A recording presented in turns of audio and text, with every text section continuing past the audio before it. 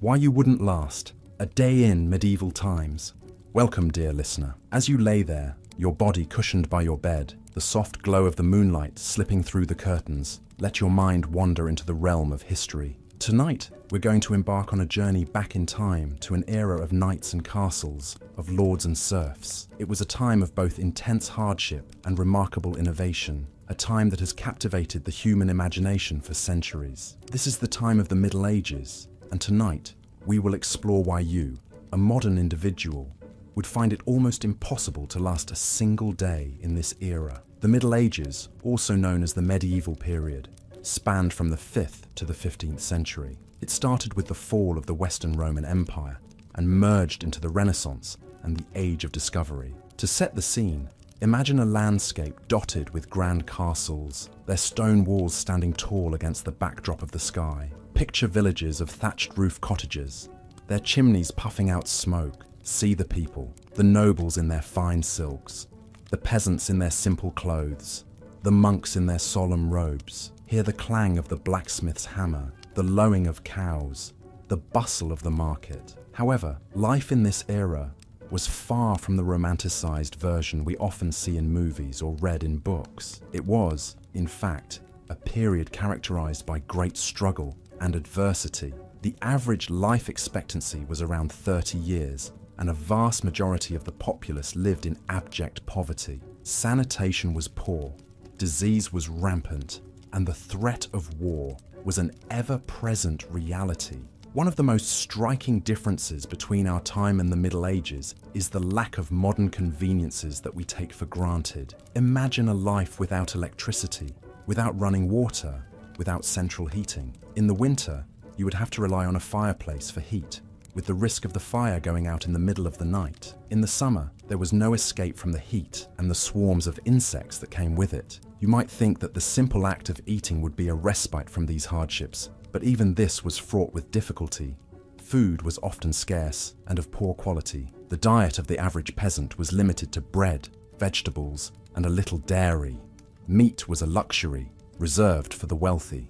And even if you were lucky enough to get your hands on some, there were no refrigerators to keep it fresh. Food poisoning was a common occurrence and could easily prove fatal. Water, too, was not as readily available as it is today. Wells were the primary source of drinking water, but these were often contaminated. As a result, people frequently drank ale or beer, as the alcohol killed some of the harmful bacteria. However, this led to a whole other set of problems, as excessive drinking was common. Hygiene was another area in which medieval times vastly differed from today. Bathing was not a daily or even weekly occurrence. In fact, it was believed that bathing opened the pores to disease, and so was avoided when possible. As a result, people often had lice, fleas, and other parasites. The lack of dental care meant that tooth decay was rampant, and the solution was usually extraction without any form of anesthesia. Medicine, too, was a far cry from what we know today. Doctors had a limited understanding of the human body and disease,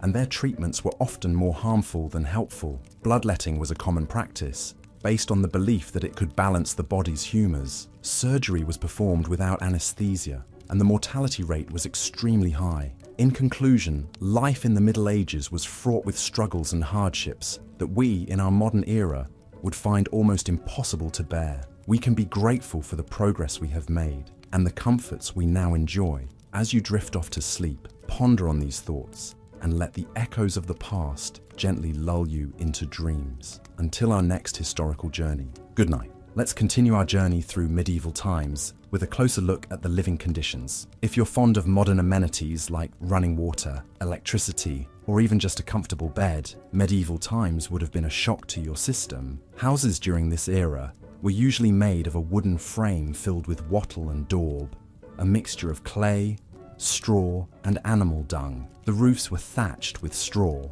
which provided a modicum of insulation. However, the walls were thin, and the homes lacked any real heating source, making winters bitterly cold. Fireplaces were a luxury that few could afford, so most people huddled around a central hearth for warmth. The smoke from this open fire had to escape from a hole in the roof, which meant that the interior of the home was often choked with smoke. Imagine trying to find comfort in such a setting, huddled with your family members, your eyes stinging from the smoke. Most homes consisted of a single room that served multiple purposes. The same room that was used for cooking and eating was also the sleeping quarters. Privacy was a concept virtually unheard of, as entire families would sleep together in the same space, often on a single bed of straw. If you found the idea of sharing a bedroom with a sibling frustrating as a child, imagine sharing a bed with your entire family. Sanitation, or rather the lack of it, would be another shock to the modern system. There were no bathrooms as we know them.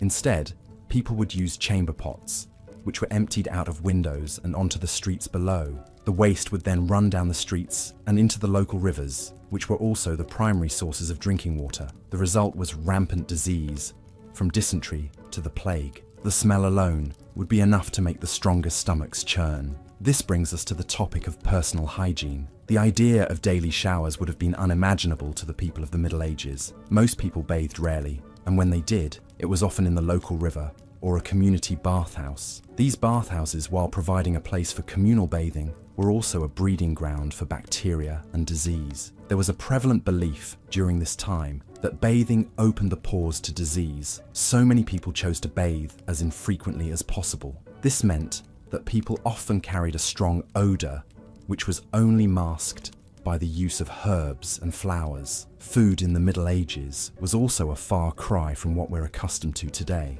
The average person's diet consisted of bread, cheese, and ale. Meat was a luxury that few could afford, and fresh fruits and vegetables were not a common part of the diet. Malnutrition was a common problem, as the diet lacked many essential vitamins and nutrients. It wasn't all hardship and struggle, however. There were moments of joy and celebration, often centered around religious holidays and feasts. Music and dance were important parts of medieval culture, providing a much-needed escape from the harsh realities of daily life. People would gather in the village square to dance, sing, and celebrate. Even in the darkest times, the human spirit finds ways to shine through. So, as we close this chapter, take a moment to appreciate the comforts of modern life. The next time you take a hot shower, sleep in a warm bed, or enjoy a fresh, healthy meal, remember how far we've come. The Middle Ages may have been a time of great cultural and intellectual growth, but they were also a time of hardship and struggle.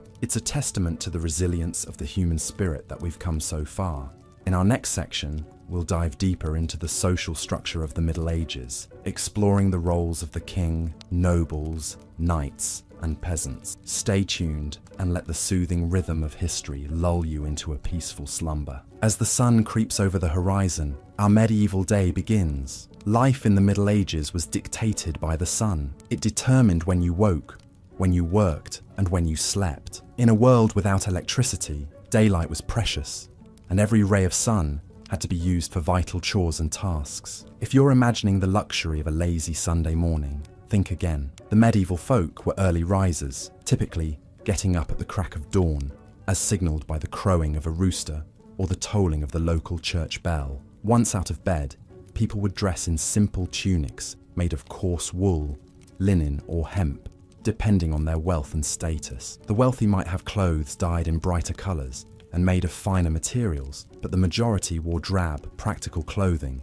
not unlike the sackcloth of biblical fame. Shoes were a luxury, with most peasants going barefoot, especially in the warmer months. The first meal of the day was breakfast, but this was not the feast of bacon, eggs, and toast that we're accustomed to. Medieval breakfast was a frugal affair, often consisting of a chunk of bread, some cheese, and, if they were lucky, a bit of cold meat or fish from the previous night's meal. This would be washed down with a mug of ale, or for the wealthier folk, wine. Yes, you heard that right. Water was often unsafe to drink due to poor sanitation, so low-alcohol ale and wine were common beverages, even for children. After breakfast, it was straight to work. The majority of medieval people were peasants, working the land for the local lord. Their days were filled with hard, physical labour, ploughing fields, sowing seeds, tending animals, and harvesting crops. Even children were expected to contribute, with tasks appropriate to their age and strength. The work was back-breaking and the hours were long. From dawn until dusk, the fields and pastures were a hive of activity, with only a short break at midday for a meal and rest. If you were lucky enough to be a craftsman, your day might involve working in a shop or at a market stall, selling your wares. Blacksmiths, bakers, carpenters, and weavers were all critical to the medieval economy. Their skills were in high demand, and their products, horseshoes, bread, furniture, and cloth, were essential for daily life. However, these jobs were not without their hardships. The work was often dangerous, with the risk of injury or even death from accidents or fires. In contrast, the life of a noble or a knight was very different. They did not labor in the fields, but they were busy with their own duties and responsibilities. They had to manage their estates, administer justice, train for war, and engage in politics. The noble's day was filled with meetings, decisions, and paperwork,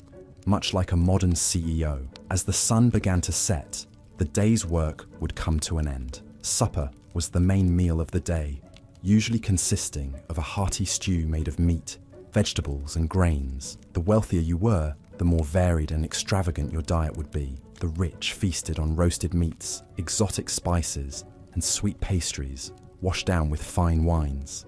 After supper, people would gather around the hearth for a few hours of relaxation before bed. They might tell stories, play simple games, or just enjoy the warmth and companionship of their family and friends. Then, as the last embers in the hearth died out, it was time for bed. Beds were simple affairs, often just a pile of straw covered with a blanket. Only the wealthy had the luxury of a wooden bedstead, stuffed mattress, and feather pillows. As you lay down to sleep, you would be aware of the silence, broken only by the occasional hoot of an owl or the distant howl of a wolf. There were no streetlights, no cars, no electric hum, just the dark and the quiet. And with that, your day in the medieval times would come to an end, ready to start again with the crowing of the rooster at dawn. So, as you settle into your comfortable modern bed tonight, spare a thought for our medieval ancestors. Their lives were hard and their comforts were few, but they made the best of what they had. They worked, they laughed, they loved,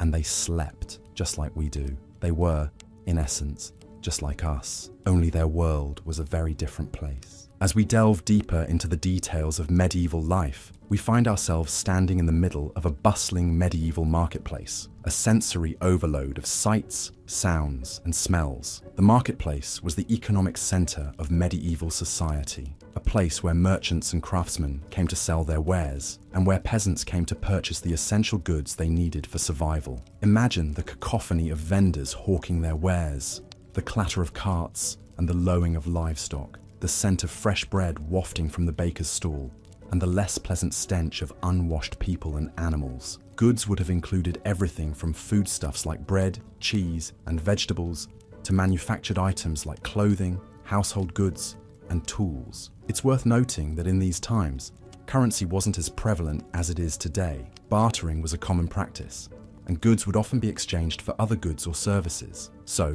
if you were a craftsperson, you might trade a handcrafted tool for a sack of grain or a pair of shoes. Food, of course, was a critical part of daily life in the Middle Ages. Contrary to popular belief, medieval food was not all gruel and stale bread. The diet of an average person in the Middle Ages would have revolved around grains, such as barley, oats, rye, and wheat. Bread, porridge, and ale made from these grains would have been staples. Vegetables like cabbages, onions, garlic, and leeks were common, as were fruits like apples, pears, and berries. Meat and fish were also consumed, but less frequently, typically reserved for those of higher social status or for special occasions. Now imagine the water you drink and the food you eat being prepared in medieval conditions. There was no knowledge of bacteria and the role they played in causing disease. Water was often taken straight from rivers or wells, which could be contaminated with human and animal waste. Food was often stored in unsanitary conditions,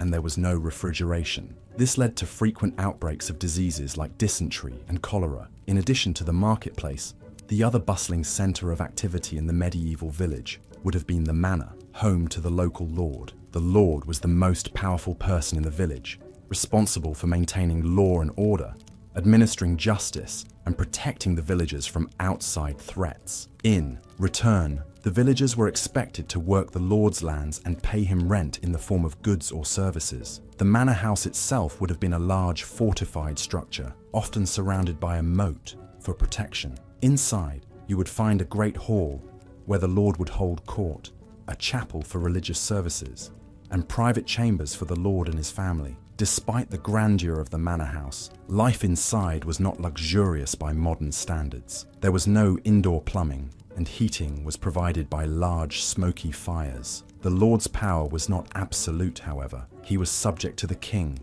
who held ultimate authority. The relationship between the lord and the king was based on a system of mutual obligations, known as feudalism. The lord pledged his loyalty to the king and provided him with military service when needed. In return, the king granted the lord lands and rights over the people who lived on them. This feudal system was a fundamental aspect of medieval society, creating a hierarchy of power and privilege. At the top were the king and the nobility, who owned the land and controlled the wealth. Below them were the knights, who provided military service in exchange for land and status. At the bottom were the peasants, who worked the land and had few rights or freedoms. In the next section, we will explore the harsh reality of medieval warfare and the role of knights in society. But for now, let's take a moment to reflect on the fact that this was a time when survival was a daily struggle, and the creature comforts we enjoy today were inconceivable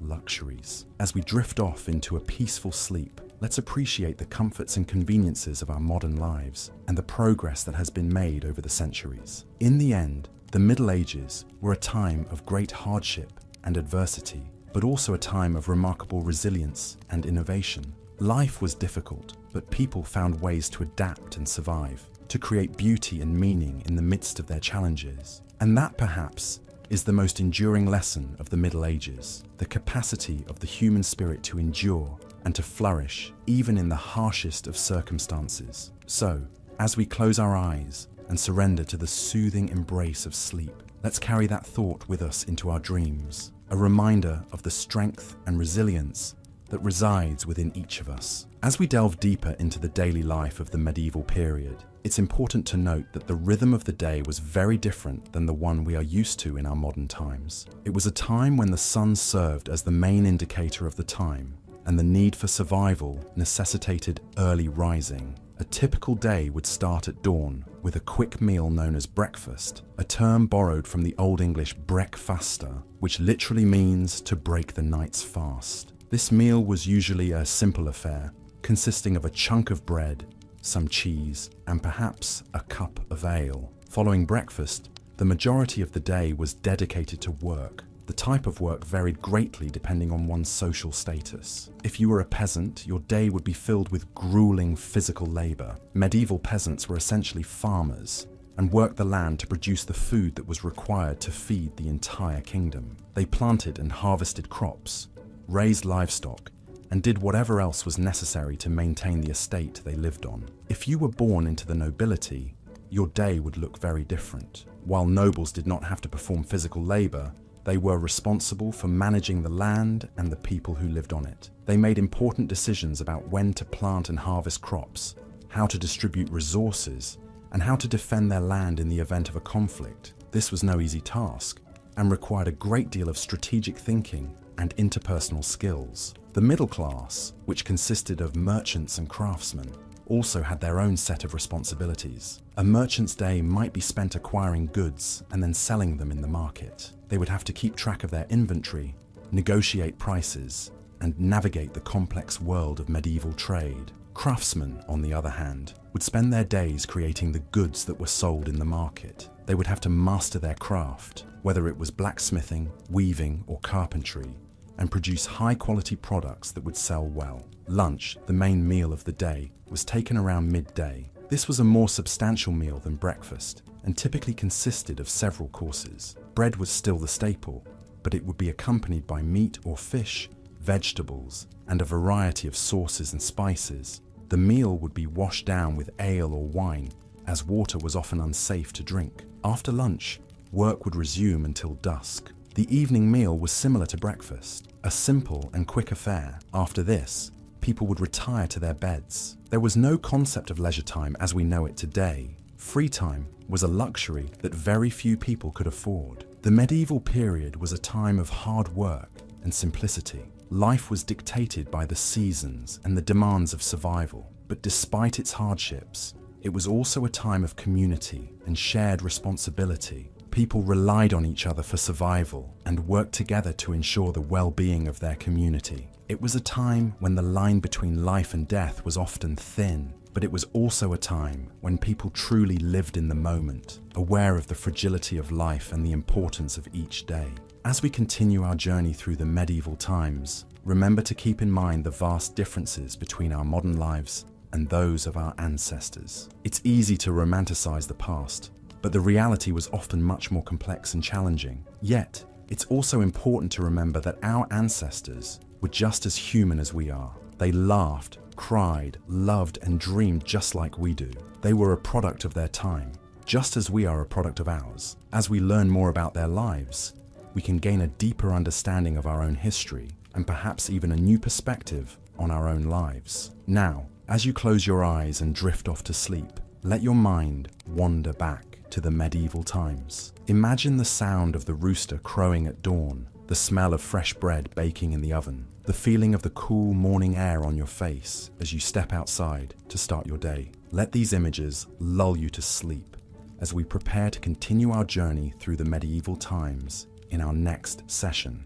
As we continue our journey through the medieval period, delving into the everyday life of the average person, we find ourselves stepping into the world of a medieval peasant. The life of a peasant during medieval times was drastically different from the lives we lead today, filled with hardships and adversity that are difficult for us to fully comprehend. The average peasant's day started at dawn, with the rising of the sun. This was long before the invention of alarm clocks, so the first light of day signaled the beginning of their labor-intensive routines. The majority of peasants were farmers, their lives strictly dictated by the changing seasons and what they could grow. In the spring, they would begin by ploughing their fields using rudimentary tools made from wood and iron. This was a grueling task, often taking several weeks to complete. Once the fields were ploughed, they would then begin sowing the seeds for their crops. Wheat, barley, oats, rye, and legumes were among the most common crops grown. The work was backbreaking, requiring long hours of physical labor in the fields. After the seeding process, the peasants' focus shifted to the maintenance of their crops. They would spend the summer months weeding and ensuring their crops were receiving enough water. This was a constant battle against nature, as unexpected storms or droughts could easily destroy their hard work and leave them without food for the coming winter. When autumn arrived, it was time for the peasants to reap what they had sown. The harvest was a crucial time, determining whether they would have enough food to survive the winter. After the harvest, the remaining stalks and straw were used for a variety of purposes. They provided fodder for the livestock, bedding for the family, and thatch for the roofs of their homes. Winter, in contrast, was a time of relative inactivity. The fields lay fallow, and the peasants spent their time carrying out repair work on their homes or tools, as well as tending to their livestock. Cattle, sheep, pigs, and chickens were typical animals that a peasant might raise. These animals provided them with essential resources like milk, wool, meat, and eggs. In addition to farming, peasants also had to pay taxes to their feudal lord. These taxes were often paid in the form of crops or labor. It was not uncommon for a peasant to spend several days each year working on the lord's lands as part of their tax obligation. This was known as the corvée system and was a significant burden on the peasant population. Despite the hardships, life wasn't always work for the peasants. They did have some time for rest and recreation. Sundays were usually kept as a day of rest and worship. The church played a significant role in the lives of the peasants, providing them with spiritual guidance and a sense of community. Festivals and holy days also gave them a chance to take a break from their labor and celebrate with their friends and neighbors. Marriages and births were cause for celebration, and even the harshness of winter brought with it the joy of Christmas festivities. Music and dance were popular forms of entertainment, and despite their difficult lives, the peasants found ways to express their creativity and joy. However, the life of a peasant in medieval times was undoubtedly difficult. The physical labor was intense, the diet was poor, and the living conditions were often cramped and unsanitary. Illness and disease were common, and the average life expectancy was significantly lower than it is today. Despite these conditions, the medieval peasant was a resilient individual. They adapted to their circumstances, found joy in the simple pleasures of life, and formed close-knit communities that helped them survive. Their lives were far from easy, but they laid the groundwork for many of the farming practices we still use today. As we drift off to sleep tonight, let's appreciate the comforts and conveniences of modern life that we often take for granted. As we journey further into the past, we continue to gain perspective on our present, understanding the struggles and triumphs that have shaped our world. In our next section, we will explore the world of the medieval knight, tunneling deeper into the intricate layers of medieval society. But for now, let's let the rhythm of a peasant's life lull us into a peaceful and restful slumber. Good night. In our 7th segment, we delve into the social structure of the medieval era, a time when society was starkly divided into classes, and one's birth essentially determined the course of their life. The feudal system, which was the primary social structure during the medieval period, was akin to a pyramid. At the top was the king, who granted land to his most important noblemen, known as barons. Below the barons were the knights, and at the very bottom were the peasants, who made up the vast majority of the population. Life at the top of the pyramid was relatively comfortable. Kings and noblemen lived in grand castles, surrounded by servants who catered to their every whim. They dined on a variety of foods, including meat, fish, and exotic fruits, while wearing luxurious clothing made of silk and velvet. Despite this, their lives were far from easy. Kings and noblemen were constantly involved in political maneuvering and warfare as they sought to protect their lands and increase their power. Knights, situated in the middle of the social pyramid, had a slightly different experience. They were granted land by their lords in return for their military service. Knights were expected to be brave, chivalrous, and skilled in combat. Their lives were dominated by warfare and the pursuit of honor. Despite the romanticized image we have of knights today, their lives were often brutal and short. Many knights died young, either in battle or as a result of the injuries they sustained. Life at the bottom of the pyramid, the life of a peasant, was incredibly hard. Peasants worked long hours in the fields, growing crops to feed themselves and their lords. They lived in simple, one-room huts with dirt floors and few possessions. Their diet consisted mainly of bread, vegetables, and occasionally a bit of cheese or bacon. Despite their hard work, peasants were often at the mercy of their lords, who could raise rents or demand more labor at any time. The medieval period was also a time of religious fervor. The Catholic Church was the dominant religious institution, and its influence permeated every aspect of life. The Pope, who was considered God's representative on earth, held enormous power. People were expected to attend church services regularly, pay tithes to the church, and live their lives according to Christian teachings. Those who didn't were considered heretics and could face severe punishment, including excommunication or even death. The Middle Ages were also a time of great intellectual activity, despite the widespread illiteracy. Monasteries were the centers of learning, where monks painstakingly copied out books by hand. These works, many of them religious texts, were the primary source of knowledge during this time. The medieval era was a time of stark contrasts. On one hand, it was a time of great beauty, with the construction of magnificent cathedrals and the creation of stunning works of art. On the other hand, it was a time of great brutality and suffering, with constant warfare, widespread poverty, and a lack of basic human rights. As we continue our journey through the medieval era, we will explore more about the lives of the people who lived during this time, the challenges they faced, and the innovations they made. Despite the hardships, the medieval period was a time of great change and progress, setting the stage for the modern world we know today. Take a moment to imagine living in this era, the sounds of the marketplace, the smell of the earth after a day in the fields, the taste of simple, hearty food after a hard day's work. As you do, let the stress and worries of your day fade away, replaced by a feeling of peace and tranquility. Let us continue our in-depth exploration into the daily life of the medieval period.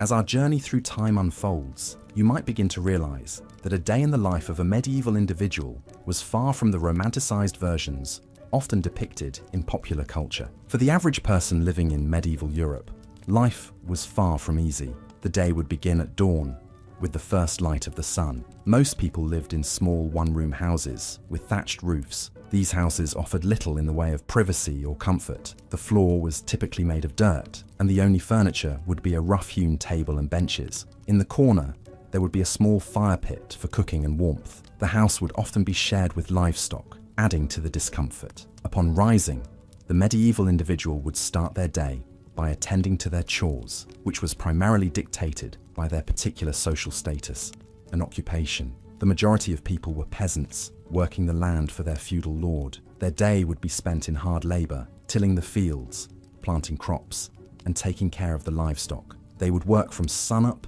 to sundown, with only a short break for lunch. Food in the medieval period was also a far cry from what we are accustomed to today. The average diet consisted mainly of bread, porridge, and vegetables. Meat was a luxury that few could afford, and fruits were only available seasonally. The lack of variety and nutrition in the diet often led to health problems, including malnutrition and scurvy. For those living in towns and cities, life was somewhat different, but no less harsh. The streets were narrow, crowded, and dirty, with waste and garbage often thrown into the street. Sanitation was a major problem, leading to frequent outbreaks of disease. The bubonic plague, also known as the Black Death, wiped out a third of Europe's population in the 14th century. On top of these physical hardships, there was also the psychological toll of living in a society where life was cheap and violence was commonplace. The threat of war was ever present, with kingdoms and fiefdoms constantly in conflict. Public executions were common, and the rule of law was often arbitrary and brutal. Yet despite these hardships, people in the medieval period found ways to enjoy life. They celebrated festivals and holidays with great enthusiasm, often involving music, dance, and copious amounts of alcohol. Religion also played a major role in their lives, providing a sense of purpose and community. Religion was not just a matter of personal belief, but a central part of everyday life. The church played a significant role in the community, providing not only spiritual guidance, but also basic social services. The local priest would often be the only person in the village who could read and write. He would perform weddings, funerals, and baptisms, and also provide basic medical care.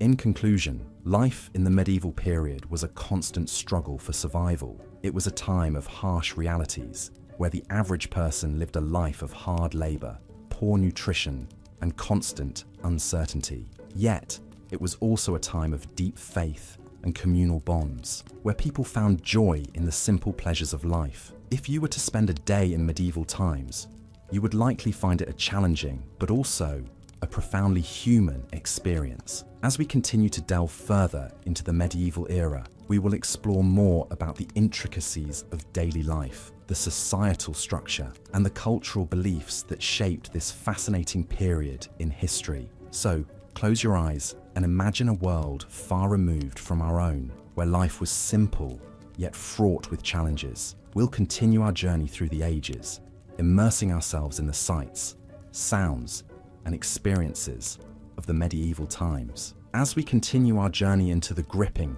yet often unsettling world of medieval times, let us now turn our attention to the intricate social order of the period, which was a far cry from what we are accustomed to in our modern democratic societies. In the medieval world, where you were born and to whom had a profound impact on your lot in life, the social structure was rigidly hierarchical, and opportunities for social mobility were few and far between. At the top of the social pyramid was the monarch, the ultimate authority, who ruled by divine right. The king was the law, his word was final, and his power was absolute. Just below the king were the nobles. The nobility was a privileged class, enjoying wealth, power, and prestige. They owned vast tracts of land, lived in opulent castles, and commanded private armies. Yet, they too had obligations. They were expected to provide military service to the king, administer justice, and maintain order in their territories. Beneath the nobles were the knights, a warrior class who owed their allegiance to a lord. Knights were professional soldiers, trained from a young age to fight in the king's wars. They were rewarded with land and privileges, but their lives were not easy. They were expected to be brave, loyal, and honorable, to uphold the chivalric code, and to be ready to lay down their lives for their lord and king. Next came the clergy, who held a unique position in medieval society. They were not only spiritual leaders, but also wielded significant temporal power. The church was the richest and most powerful institution in medieval Europe, owning vast estates, collecting tithes, and exercising influence over all levels of society. The clergy were often the only literate people in the community, and they played a crucial role in education, charity, and administration. And then, at the bottom of the social pyramid, were the peasants. This was the largest and most disadvantaged group in medieval society. They worked the land, tilled the fields, and tended the livestock, their labor providing the food and other resources that sustained the entire society. Yet, they were often treated as little more than chattels, tied to the land and their lord, with few rights and little hope of improving their circumstances. Life as a peasant was hard and unrelenting. The working day started at dawn and ended at dusk, with only a few short breaks for meals. The work was physically demanding, and there was no respite, no weekends, no holidays. And yet, the fruits of their labor mostly went to their lord in the form of rent, taxes, and services. Food was simple and monotonous. A typical diet consisted of bread, porridge, and vegetables, with meat and fish being a rare luxury. Clothing was coarse and practical, made from wool or linen, and often worn until it fell apart. Homes were small, dark, and crowded, with entire families living in a single room. Peasants were subject to the will of their lord, who had the power to decide almost every aspect of their lives. They could be bought, sold, or given away at their lord's whim. They were subject to harsh punishments for any transgressions, real or imagined, and they had little recourse to justice, as the legal system was heavily biased in favor of the nobility. Despite these hardships, the peasants were not entirely without agency. They had their own customs and traditions, their own ways of making sense of the world. They celebrated the changing seasons, the harvest, and the holy days, finding joy and solace in their communities and their faith. And so, as we reach the end of this section of our journey, let us take a moment to reflect on the resilience and tenacity of the human spirit, even in the face of such adversity. The world of the medieval peasant may seem harsh and unforgiving to us now, but it was their reality, their everyday life, and they found ways to endure, to survive, and even to thrive in their own humble way. So, as you drift off to sleep, let the echoes of their lives, their struggles, and their triumphs lull you into a deep, peaceful slumber, filled with dreams of a time long past, yet not entirely forgotten. And remember, as the dawn of a new day breaks, that we too have our challenges, our struggles, and our triumphs, and that we too are part of the great tapestry of human history, every bit as complex, as vibrant, and as fascinating as the world of the medieval times. Good night. As we continue on our journey through the Middle Ages, let's shift our focus to the daily life of the common people. It's easy to imagine the glamorous knights and the grandeur of the lofty castles, but the reality of medieval times was often far from this romanticized vision. To truly understand the challenges of this era, we must delve into the life of the everyday folk who formed the backbone of medieval society. The majority of people in the Middle Ages were peasants, and their daily lives revolved around hard work. They lived in small villages and worked on the land, growing crops or rearing animals. The day began at dawn with the crowing of the rooster. The life of a peasant was dictated by the sun and the seasons. In the winter months, when there was less daylight, they would rise later, but in the summer, they would often be up before sunrise, getting ready for a long day of toil in the fields. Their homes were simple, usually 1 or 2 room structures made of wood or wattle and daub, a mixture of mud, straw, and manure. The floor was typically a compacted earth, and there was a hole in the roof to let out smoke from the fire. Furniture was minimal and crude, and they slept on straw pallets covered with skins or coarse cloth. A peasant's home was also the place where they would eat, sleep, and work on their craft, be it weaving, brewing, or blacksmithing. Work was relentless for the medieval peasant. Their primary responsibility was to produce food. They would plough, sow seeds, and harvest crops. They also took care of animals, milked cows, made cheese, and collected eggs. In addition to this, they were also responsible for building and repairing their homes and tools. Every member of the family, including children, was expected to contribute in some way. Beyond their grueling work, peasants also had obligations to their lord. In return for the right to live on and work a piece of land, They owed their lord a certain number of days' labor each year. This was called the corvée and could include tasks like building roads, bridges, and fortifications, or harvesting the lord's crops. The diet of a medieval peasant was simple and monotonous. They ate a lot of bread, usually made from rye or barley, as well as vegetables like cabbage, beans, onions, and peas. Meat was a rare luxury and was typically reserved for special occasions. Instead, they often ate fish, which they could catch themselves in the local rivers or streams. Their drink was usually ale or beer, as water was often unsafe to drink. Despite the hardship, there were moments of joy and community in a peasant's life. They celebrated the changing of the seasons, the harvest, and religious holidays with feasts, music, and dance. These moments of mirth and merriment provided a much-needed break from the monotony of their everyday life. However, the life of a medieval peasant was fraught with uncertainty. Crop failure, due to bad weather or pests, could lead to famine, and even in good times, the threat of disease was ever present. Without modern medicine, a simple infection could become deadly. Moreover, the constant threat of war loomed over their heads. If their village was in the path of an advancing army, they could lose everything. In understanding the life of the medieval peasant, we can appreciate the immense challenges they faced. Their existence was often brutal and short, yet they endured, and their labor laid the foundation for the society we know today. As we close this section, let's take a moment to reflect on the resilience of these humble folk, who toiled from dawn till dusk, and whose stories are often overshadowed by the grand tales of knights and kings. In medieval times, the majority of the populace were serfs, a type of peasant who worked the land. The very land they toiled on was owned by a lord, who in turn owed allegiance to a higher lord, and so on up to the king. A serf's life was one of relentless labor, and their daily existence was dictated by the changing seasons and the demands of their lord. They would start their day at the crack of dawn, with the first light of day serving as their alarm clock. Their day would begin with feeding their animals, which often included cows, sheep, and chickens. The animals were vital to a serf's livelihood, providing milk, wool, eggs, and occasionally meat. Following this, the serfs would head to the fields.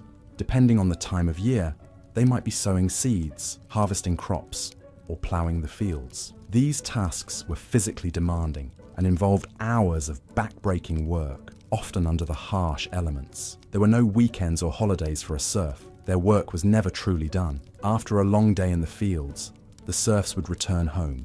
Their homes were simple one-room structures, often shared with their animals. There was no glass in the windows. The floors were made of hard-packed earth, and the only furniture would be a rough wooden table and stools. Dinner would be a simple affair, consisting of dark bread, made from a type of grain called rye, and a thin soup made from vegetables grown in their garden. Meat was a rarity, saved for special occasions. They would eat their meal by the light of a tallow candle, made from animal fat. Despite the hardships of their daily life, serfs found joy in simple pleasures. They would often sing songs while they worked in the fields, a practice that helped to lighten the load of their labor. On Sundays, they would attend church, a mandatory requirement, but also a chance to socialize with their neighbors. However, the life of a serf was not just hard work. They were subject to the whims and wishes of their lord. If their lord decided to go to war, the serfs were expected to fight. This was a dangerous proposition, as they often lacked proper training and equipment. The life of a serf was also precarious. A bad harvest could lead to starvation, and disease was a constant threat. Without access to modern medical treatments,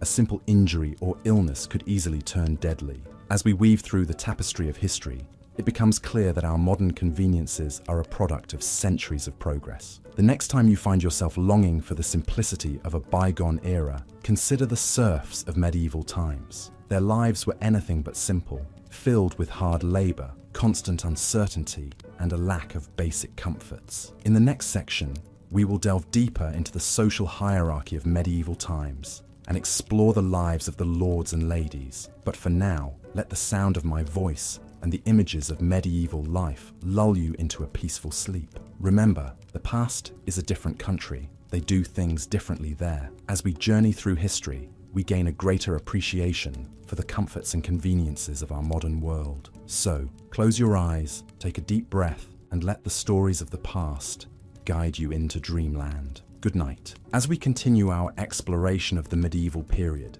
we find ourselves in the heart of medieval society, the village. These communities were not just clustered homes, but intricate systems of survival and cooperation, bound by a shared necessity to work the land and serve the lord of the manor. The typical medieval village was a collection of families living in close proximity to each other, with houses built from local materials. In England, these would usually be wattle and daub constructions, walls woven from pliable branches and covered in a mixture of clay, straw and animal dung. The roofs were thatched using reeds or straw, and a hole in the roof would allow smoke from the fire to escape. The houses were small and dark, with few windows due to the expense of glass. Life began early in the village, with the cock's crow signaling the start of another day of labor. The majority of the villagers were serfs, individuals who were tied to the land and had to provide labor services to the lord of the manor. These services varied, but typically included ploughing the lord's fields, harvesting his crops, and maintaining his roads and fences. In return, the serfs were allowed to work their own strips of land to produce food for their families. The medieval diet was far from the varied and balanced meals we enjoy today.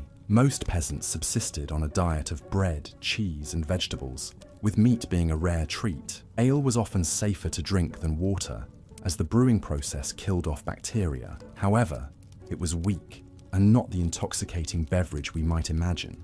Children would have drunk it as well as adults, and it would have been consumed throughout the day. The life of a serf was not just hard labor, however. There were times of celebration and relaxation, such as the end of the harvest, when villagers would feast and dance. The church also provided a structure of festivals and holy days, which offered a break from the toil of everyday life. These occasions would be eagerly anticipated, with villagers indulging in food, drink, and merriment. However, medieval villagers lived with the constant threat of disease. The unsanitary conditions in which they lived made them ripe for outbreaks of illness. The Black Death, which swept across Europe in the 14th century, wiped out entire villages, leaving fields untended and livestock roaming free. The lack of medical knowledge and the belief in supernatural causes for diseases made these outbreaks all the more deadly. Despite the hardships, there was a sense of community within the village. Everyone had a role to play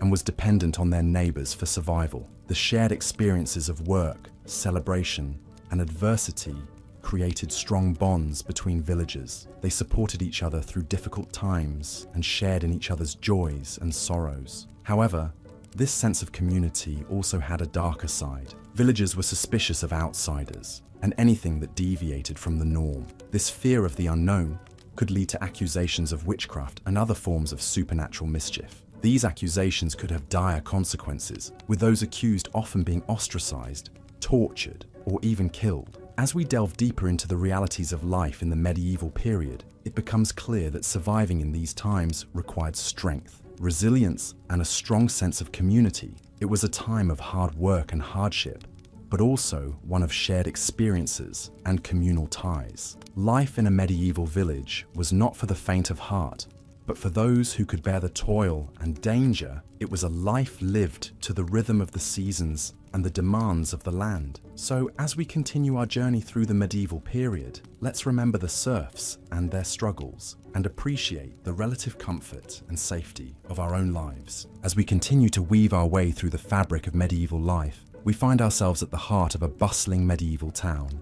The air is filled with the chatter of townsfolk, the clanging of the blacksmith's hammer, and the distant hum of a lute. The streets, narrow and winding, are lined with timber-framed houses. These structures lean precariously over the street, their second stories jutting out over the first, in a way that seems to defy gravity. The overhanging upper floors were designed this way to maximize living space without encroaching on the street below, a clever solution to the problem of limited urban space. Most houses in a medieval town were multifunctional. The lower floor often served as a workshop or a shop, with the family living in the rooms above. These homes were compact and practical, but they lacked the comforts and conveniences we take for granted today. There was no running water, no central heating, and no electricity. Instead, people relied on wells or nearby rivers for water, used fireplaces for warmth, and candles or rushlights for illumination. Privacy was also a luxury that many could not afford in the Middle Ages. It was common for entire families to sleep in one room, often sharing their quarters with apprentices or servants. This close living quarters, combined with the lack of sanitation, meant that illness could spread rapidly through a household. It was not uncommon for entire families to be wiped out by diseases such as the bubonic plague, which decimated the population of Europe in the 14th century. Medieval towns were also notoriously dirty places. Without a proper sewage system, waste was often thrown into the street or dumped into rivers. This lack of sanitation, coupled with the close living quarters, made towns a breeding ground for disease. The stench, as you can imagine, was overwhelming. Visitors to medieval towns often commented on the foul smell that permeated the air, a potent mix of sewage, rotting food, and animal waste. And yet, despite these harsh conditions, towns were a hub of activity in the Middle Ages. They were the economic heart of medieval society, where goods were produced and traded. Towns were home to a variety of craftsmen, including blacksmiths, bakers, weavers, and brewers, all of whom played a vital role in the economy. Markets were held regularly, drawing people from the surrounding countryside to buy and sell goods. In addition to their economic function, towns also served as centers of social and political activity. Towns were often fortified with walls and towers, providing protection to their inhabitants in times of war. They were also home to important institutions such as the church and the town hall, which played key roles in the governance and spiritual life of the community. Towns also offered opportunities for social mobility, while the rural peasantry was largely tied to the land.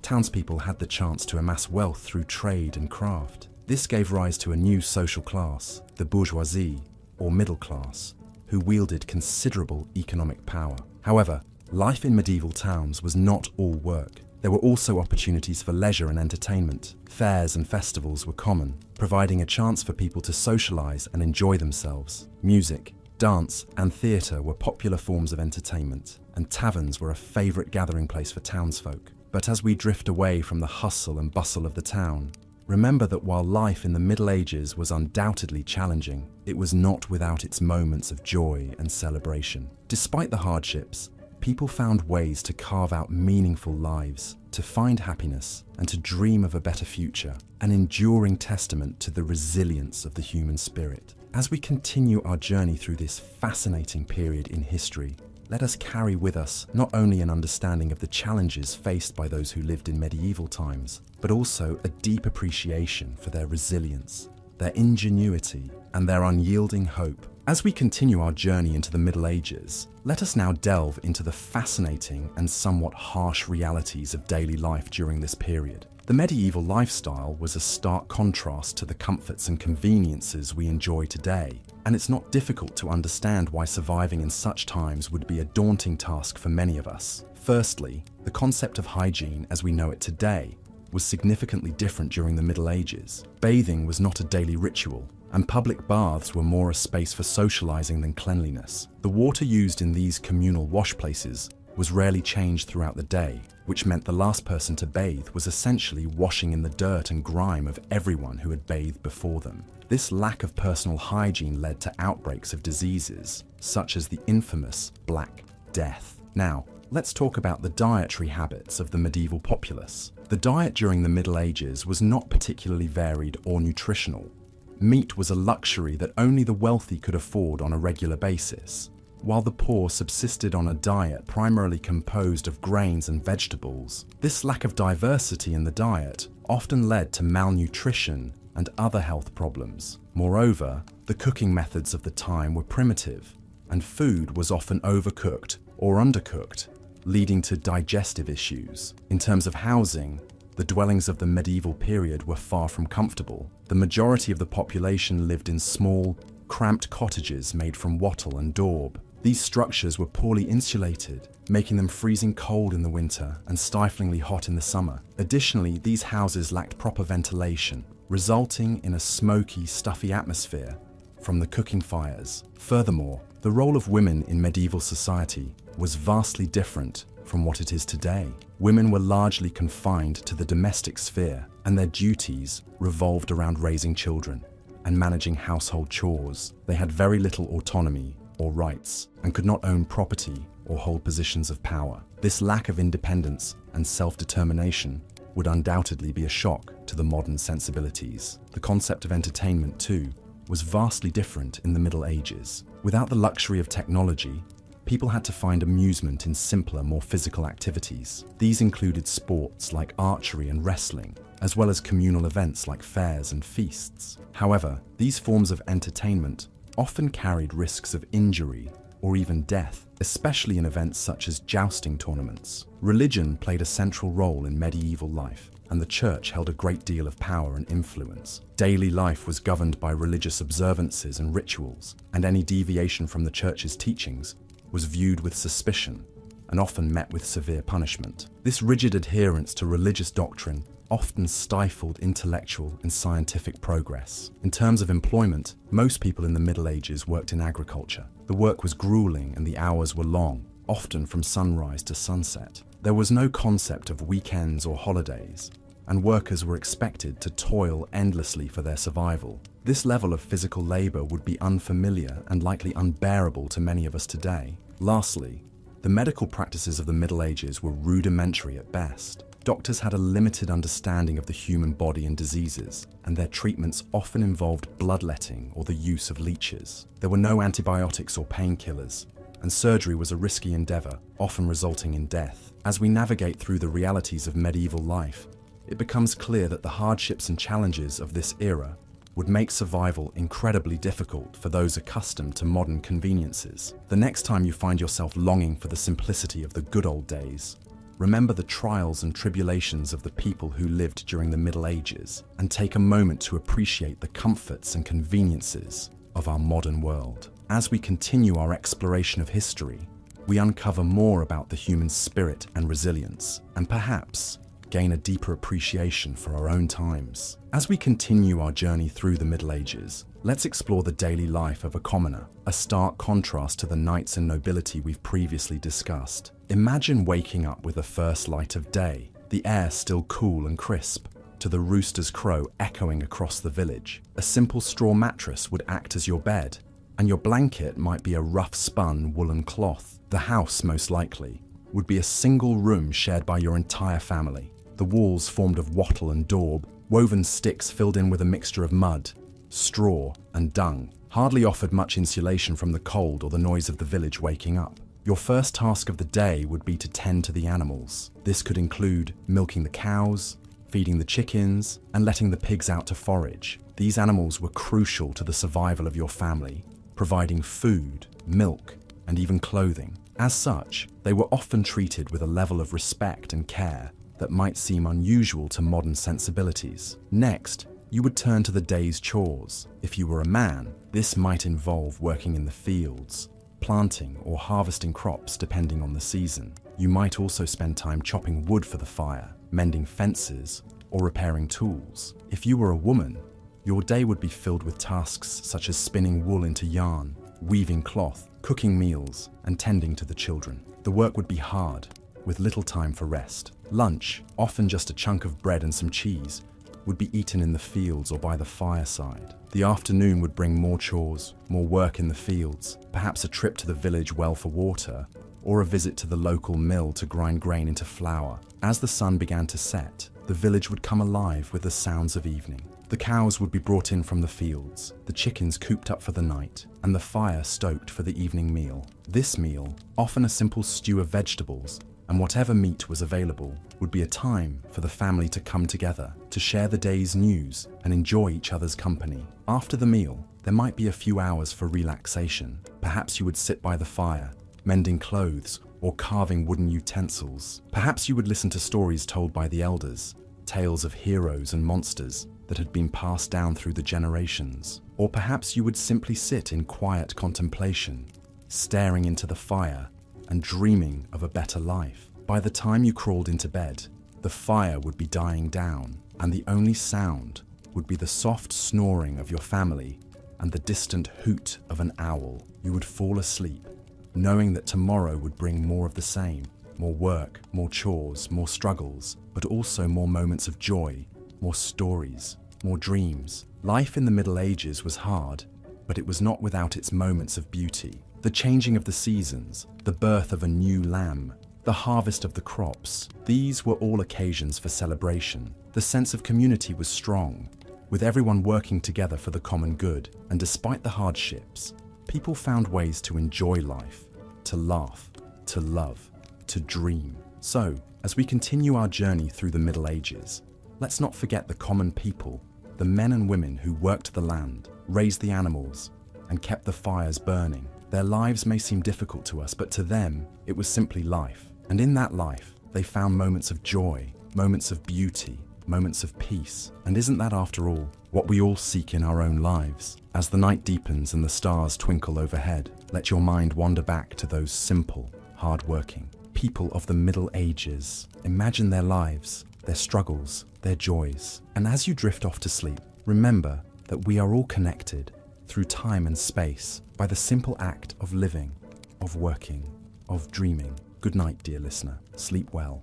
In our exploration of medieval times, we have journeyed through the harsh realities of life in the period, examining the societal dynamics, the basic amenities, and the physical and mental tolls of the era. As we continue our exploration, we delve deeper into the arduous daily routines of a medieval person. The day would typically start at dawn. Medieval people didn't have the luxury of alarm clocks, but they did have nature's own alarm system, the crowing of the rooster. As the sun began to peak over the horizon, the rooster's call would echo through the countryside, signaling the beginning of a new day. The medieval household would stir, with the lady of the house being among the first to rise. Her tasks for the day were manifold. In a society that was largely agrarian, the wife's role was crucial for the family's survival. She would tend to the garden, milk the cows, and ensure that the livestock were well fed and cared for. She would also prepare meals, clean the house,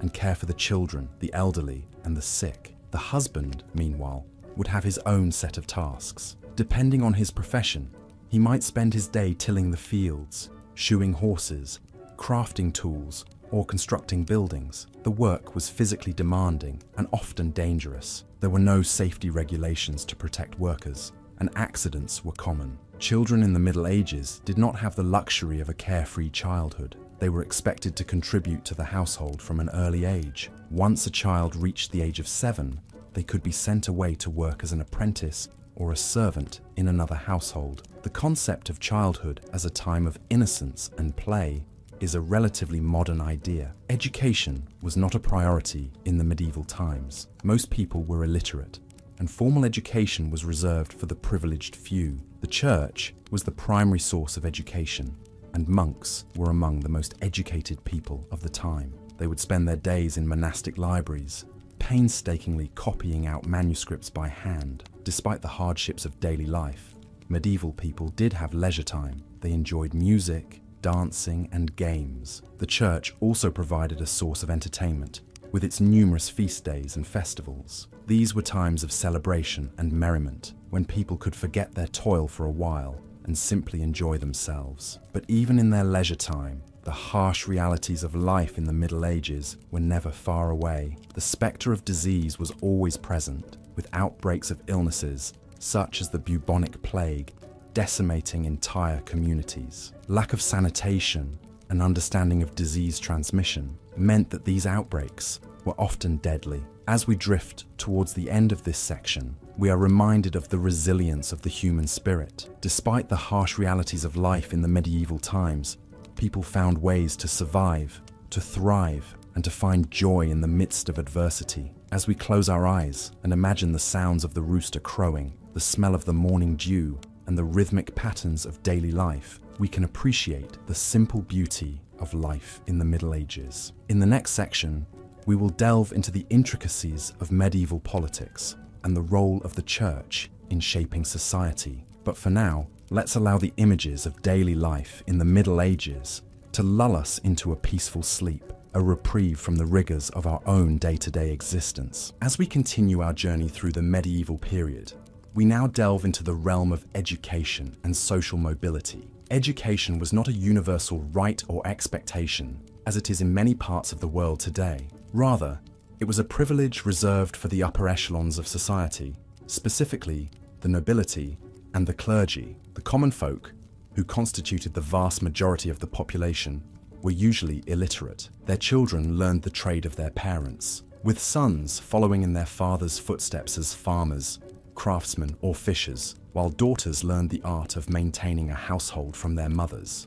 To understand education in the Middle Ages, one must first understand the role of the church, which was the central provider of knowledge. The church was the institution that held the monopoly on learning, and the monasteries were the primary centers of education. Boys who were destined for the clergy would enter monastic schools around the age of 7, where they would receive a basic education in Latin, the language of the church, as well as rudimentary instruction in grammar and arithmetic. The monastic schools also served as a kind of scholarship system for talented boys from less privileged backgrounds. The children of nobles, on the other hand, were usually tutored at home by private teachers. These children were taught not only Latin and Greek, but also philosophy, theology, and the sciences, along with practical skills like horse riding, sword fighting, and managing a household. Girls, regardless of their social status, received little to no formal education. Instead, they were taught the domestic skills that were deemed necessary for their future roles as wives and mothers. They learned to spin and weave,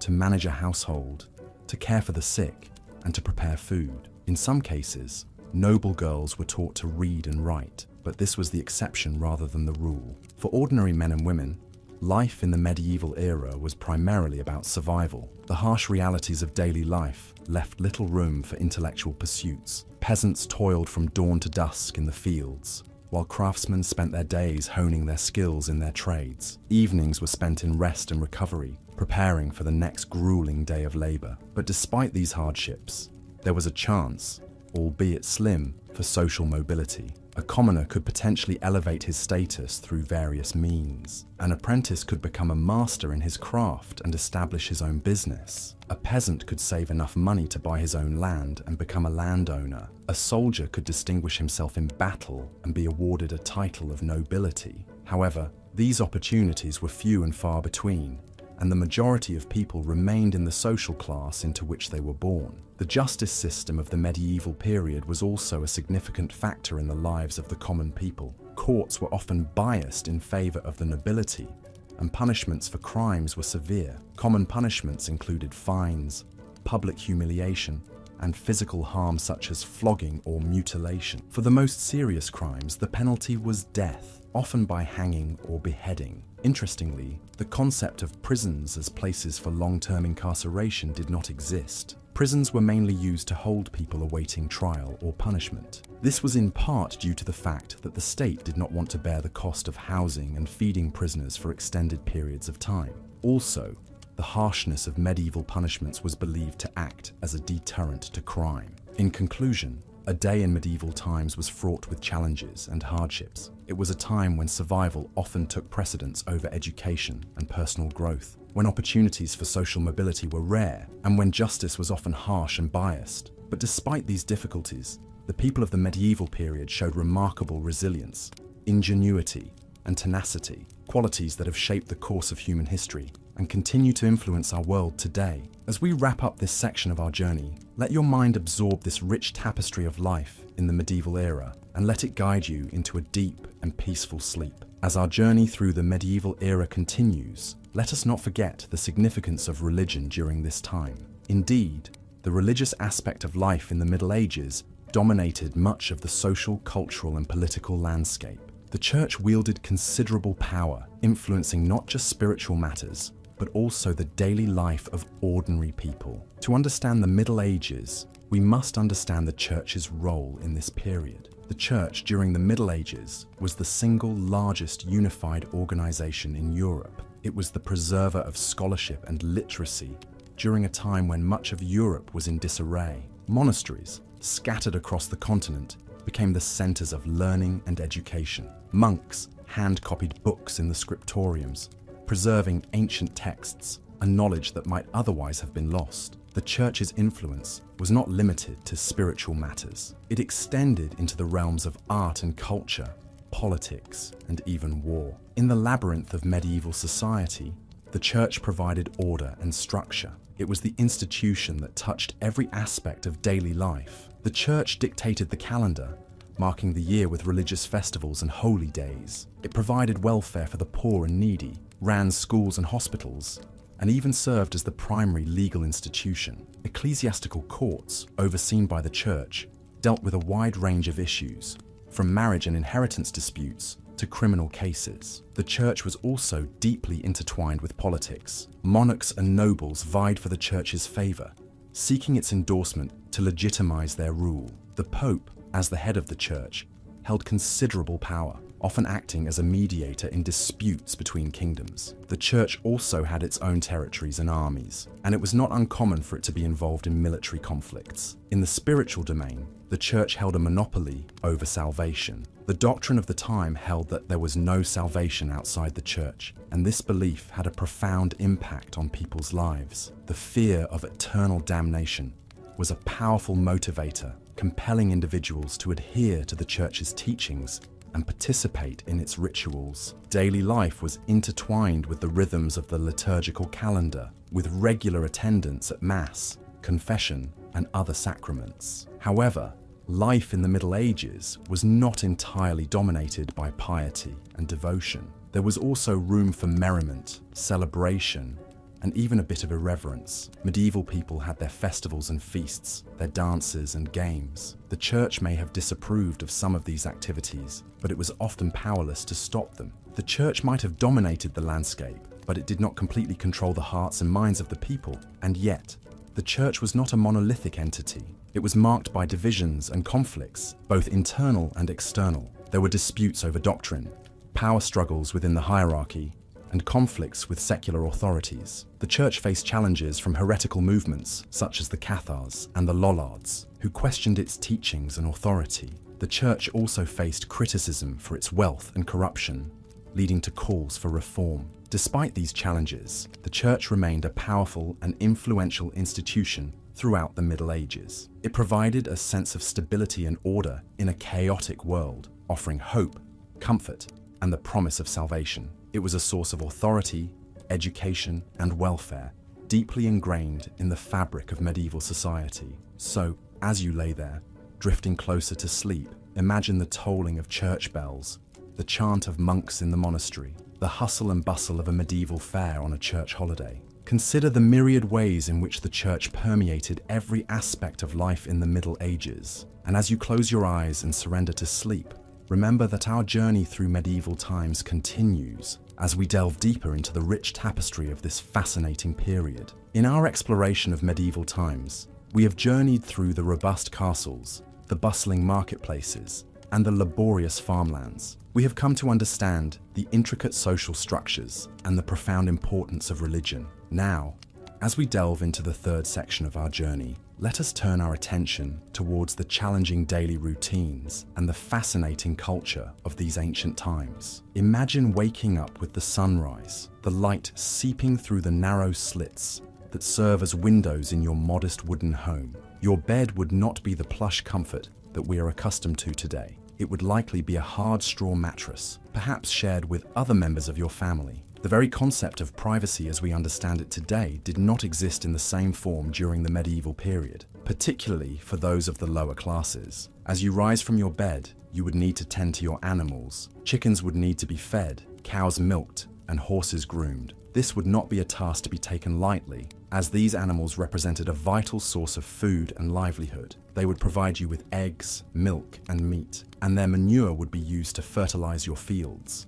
Breakfast, if you were fortunate enough to have it, would consist of a simple fare. Bread, cheese, and perhaps a portion of last night's stew would serve to break your fast. Yet food was often scarce, especially during the winter months. You would need to ration your food carefully to ensure it lasted until the next harvest. Once your initial tasks were completed, it would be time to begin your day's work. If you were a peasant, this would likely involve a long day of physically demanding labor in the fields. You would be expected to plow, sow, and harvest the crops, a task made even more challenging by the primitive tools available at the time. If you were a craftsman, your day would be filled with the meticulous creation of goods. Blacksmiths would labor over hot forges, shaping metal into tools, weapons, and household items. Tailors would painstakingly stitch together garments, while carpenters would construct furniture and buildings. Regardless of your occupation, the workday would be long and arduous. There were no weekends or holidays as we know them today. You would work from dawn until dusk, with only a brief pause for a midday meal. This meal, known as the main meal, would be more substantial than breakfast. It might include a thick stew, a chunk of meat, and perhaps a piece of fruit or a handful of nuts. Despite the hardships, there would be moments of leisure in the medieval times. You might play a game of chess or backgammon, or perhaps engage in a lively dance at a local festival. Music was also an integral part of medieval life, with troubadours traveling from town to town, sharing songs and stories. As the day drew to a close, you would return home to prepare for the evening meal. This was usually a more modest affair than the midday meal, often consisting of leftovers or a simple porridge. After the meal, you would gather around the hearth, sharing stories and songs with your family. As the flames flickered and the darkness crept in, you would retire to your straw bed, ready to start the cycle again with the next sunrise. So, as we drift further into the narrative of the medieval times, we can appreciate the stark contrast of our modern conveniences with the rigorous routines of the past. We can marvel at the resilience and resourcefulness of the individuals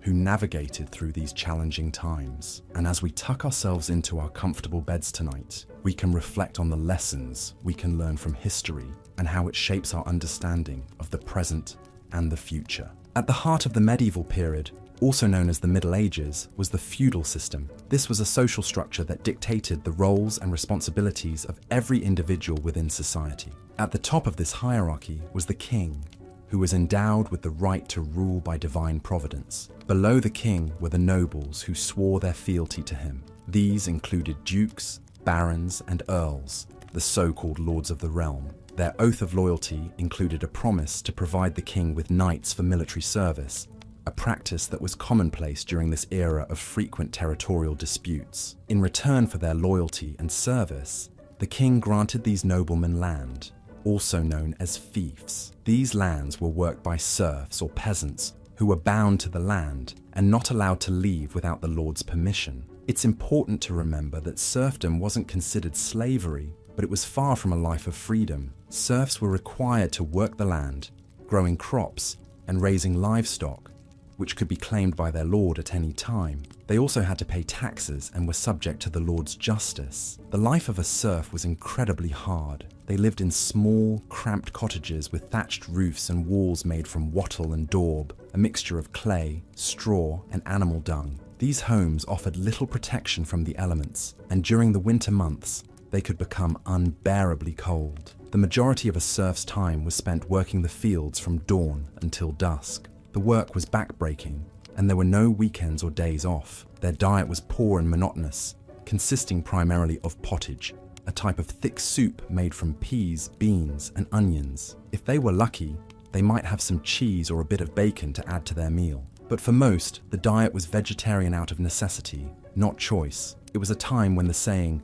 "You are what you eat," took on a literal meaning, as malnutrition was rampant, leading to a host of health problems. In contrast, the life of a noble was one of relative luxury. They lived in castles or manor houses, fortified structures that provided protection and comfort. Their diet was varied and plentiful, with meats, fish, fruits, and vegetables regularly on the menu. In addition to their duties to the king, nobles also had responsibilities to their serfs, such as providing protection and ensuring justice was served. However, the application of justice was often skewed in favor of the nobility, with serfs receiving harsher punishments for the same crimes. Medieval society was deeply religious, with the Catholic Church playing a central role in people's lives. The Church dictated the calendar, with numerous saints' days and religious festivals, providing a break from the relentless toil of fieldwork. These festivals also provided an opportunity for people to come together as a community, with feasting, drinking, and games. However, the Church also wielded significant power and influence, with bishops and abbots often acting as advisors to the king. The Church had its own system of law, known as canon law, which was used to regulate matters of faith and morality. This included everything from marriage and divorce to heresy and blasphemy. Those found guilty of breaking canon law could face severe punishments, including excommunication, which was a form of social and spiritual death. Yet, despite the hardships and challenges of life in the Middle Ages, people found ways to find joy and meaning. Music and dance were important forms of entertainment, with troubadours and minstrels traveling from town to town, singing songs and telling stories. Craftsmen took pride in their work, creating beautiful objects from wood, metal, and stone. And while their lives may have been short and often filled with hardship, the people of the Middle Ages also understood the importance of community, family, and faith. As you drift off to sleep, consider the stark contrasts of medieval life: the lofty castles and humble cottages, the rich feasts of the nobility and the simple pottage of the serfs, the stern justice of the Lord and the mercy of the Church. And remember that while the Middle Ages may seem a harsh and unforgiving time, it was also a period of great change and innovation, laying the foundations for the world we know today. As we delve deeper into the realities of life in the medieval times, we find ourselves in the heart of a bustling town. In contrast to the triumphant castles and serene countryside, these urban areas were crowded, dirty, and filled with the stench of human and animal waste. Sanitation was a concept still centuries away from being understood or implemented. Open sewers ran through the streets, where rainwater was the only method of cleaning. People often tossed their waste out of their windows, adding to the squalor. This was a far cry from the cleanliness and hygiene we enjoy in the modern world. Diseases were rampant and often deadly in these conditions. The Black Death, or the bubonic plague, was the most infamous. It swept through Europe in the 14th century, killing millions. Yet it was far from the only danger. Smallpox, measles, influenza, and typhoid were all common and devastating without modern treatments or understanding of disease transmission. Medicine was a blend of superstition, herbal remedies, and prayers. The idea of germs and the necessity of cleanliness in preventing illness was simply not understood. In addition to disease, the risk of injury was always present. In a society without safety regulations, accidents were frequent. If you were lucky, you might simply break a bone. If not, you could be maimed or killed. Even if you survived, without proper medical care, you might be left with permanent disabilities. The concept of workers' rights and welfare would not be introduced for many more centuries. Food and drink in the Middle Ages were also vastly different from what we know today. The poor often subsisted on a diet of bread, porridge, and vegetables. Meat was a luxury, often reserved for the wealthy. Most people drank ale or beer, as water was often too polluted to drink safely. Though we might romanticize the idea of a hearty medieval feast, the reality was often much more mundane and nutritionally deficient. Religion played a central role in every aspect of medieval life. It influenced law, education, and social structure. The church wielded significant power and could dictate the course of a person's life. Heresy was considered a serious crime, and punishments could be extreme. The concept of religious freedom, as we understand it today, did not exist. Education was also a privilege of the wealthy. For the poor, life was about survival. Children were expected to work from a young age, often in the same trade as their parents. There were no child labor laws to protect them. Literacy rates were low, and books were expensive and rare. The creation of the printing press in the 15th century would revolutionize access to information. But for the majority of the Middle Ages, knowledge was held by a select few. Women's rights were severely limited during this period. Most women were expected to marry and produce children, often while still in their teens. They had little say in these arrangements, with marriages arranged for political or economic gain. Once married, a woman was expected to obey her husband in all things. Education for women was rare, and the idea of a woman holding power was often met with suspicion and fear. Despite these harsh realities, it's important to remember that people in the Middle Ages were not simply suffering through their lives. They found joy in family, community, and faith. They celebrated with feasts and festivals. They created beautiful works of art and architecture that we still admire today. They loved, laughed, and lived their lives with the same depth of emotion that we do. Yet, as modern individuals accustomed to a certain standard of living, we would find the Middle Ages a difficult, if not impossible, time to survive. The lack of sanitation, the risk of disease and injury, the limited diet, the strict social hierarchy, and the lack of rights for women and children all make this a time period that we can appreciate for its historical value, but one that we would not want to experience firsthand. As we continue to explore the past, let these insights lull you into a deep sleep, carrying with you a newfound appreciation for the comforts and conveniences of the present. As we delve deeper into the harsh realities of the medieval period, we shift our focus to the realm of health and medicine, an area where the Middle Ages were particularly unforgiving. The field of medicine was embryonic, and the understanding of the human body and its ailments were largely based on speculation, superstition, and a significant amount of trial and error. Primary healthcare was often provided by the lady of the house or a local wise woman. Without the benefit of scientific knowledge or sterile environments, remedies were concocted from various sources, such as plants, herbs, and animal parts, and treatments were often more akin to rituals than to what we would recognize as medical practice. These remedies were passed down from generation to generation, an echo of a time when oral tradition was the primary means of preserving knowledge. Imagine suffering from a headache or a toothache and being prescribed a poultice of mashed herbs or a potion brewed from the bark of certain trees. In more severe cases, practices such as bloodletting were common, with the belief that by draining the body of bad blood, the patient would be cured of their illness. This was often carried out by barber surgeons, who, along with cutting hair, also performed minor surgeries and amputations. The ubiquitous barber's pole of white and red is actually a symbolic reference to this practice, the red representing blood and the white signifying the bandages. In the absence of anesthesia,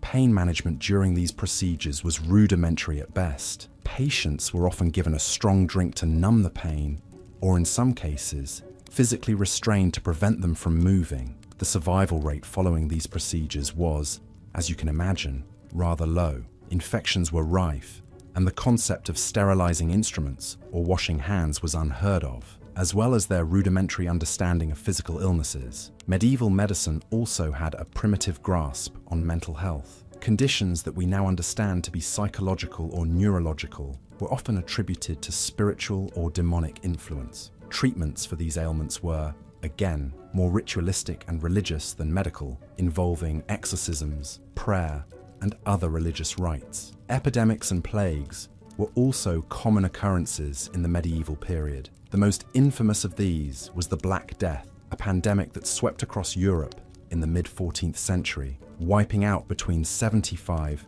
and 200 million people, approximately 30 to 60% of Europe's population at the time. The cause of this devastating disease was the bacterium Yersinia pestis, transmitted through fleas on black rats. However, without the knowledge of bacteria or disease transmission, people were left helpless against the plague, with many believing it to be a punishment from God. Theories about the cause of the plague were wide-ranging and often fantastical. Some believed it was due to a misalignment of planets. Others blamed Jewish communities, leading to widespread persecution. Some people even thought that the disease was transmitted through the air, leading to the development of plague doctors, who wore beaked masks filled with herbs and spices to purify the air they breathed. Despite their efforts, the plague continued to ravage Europe until the late 17th century. Despite the hardships and health hazards, people in the Middle Ages did manage to survive, albeit with a significantly lower average life expectancy than today. The resilience and resourcefulness demonstrated during this time laid the groundwork for many of the advancements in medicine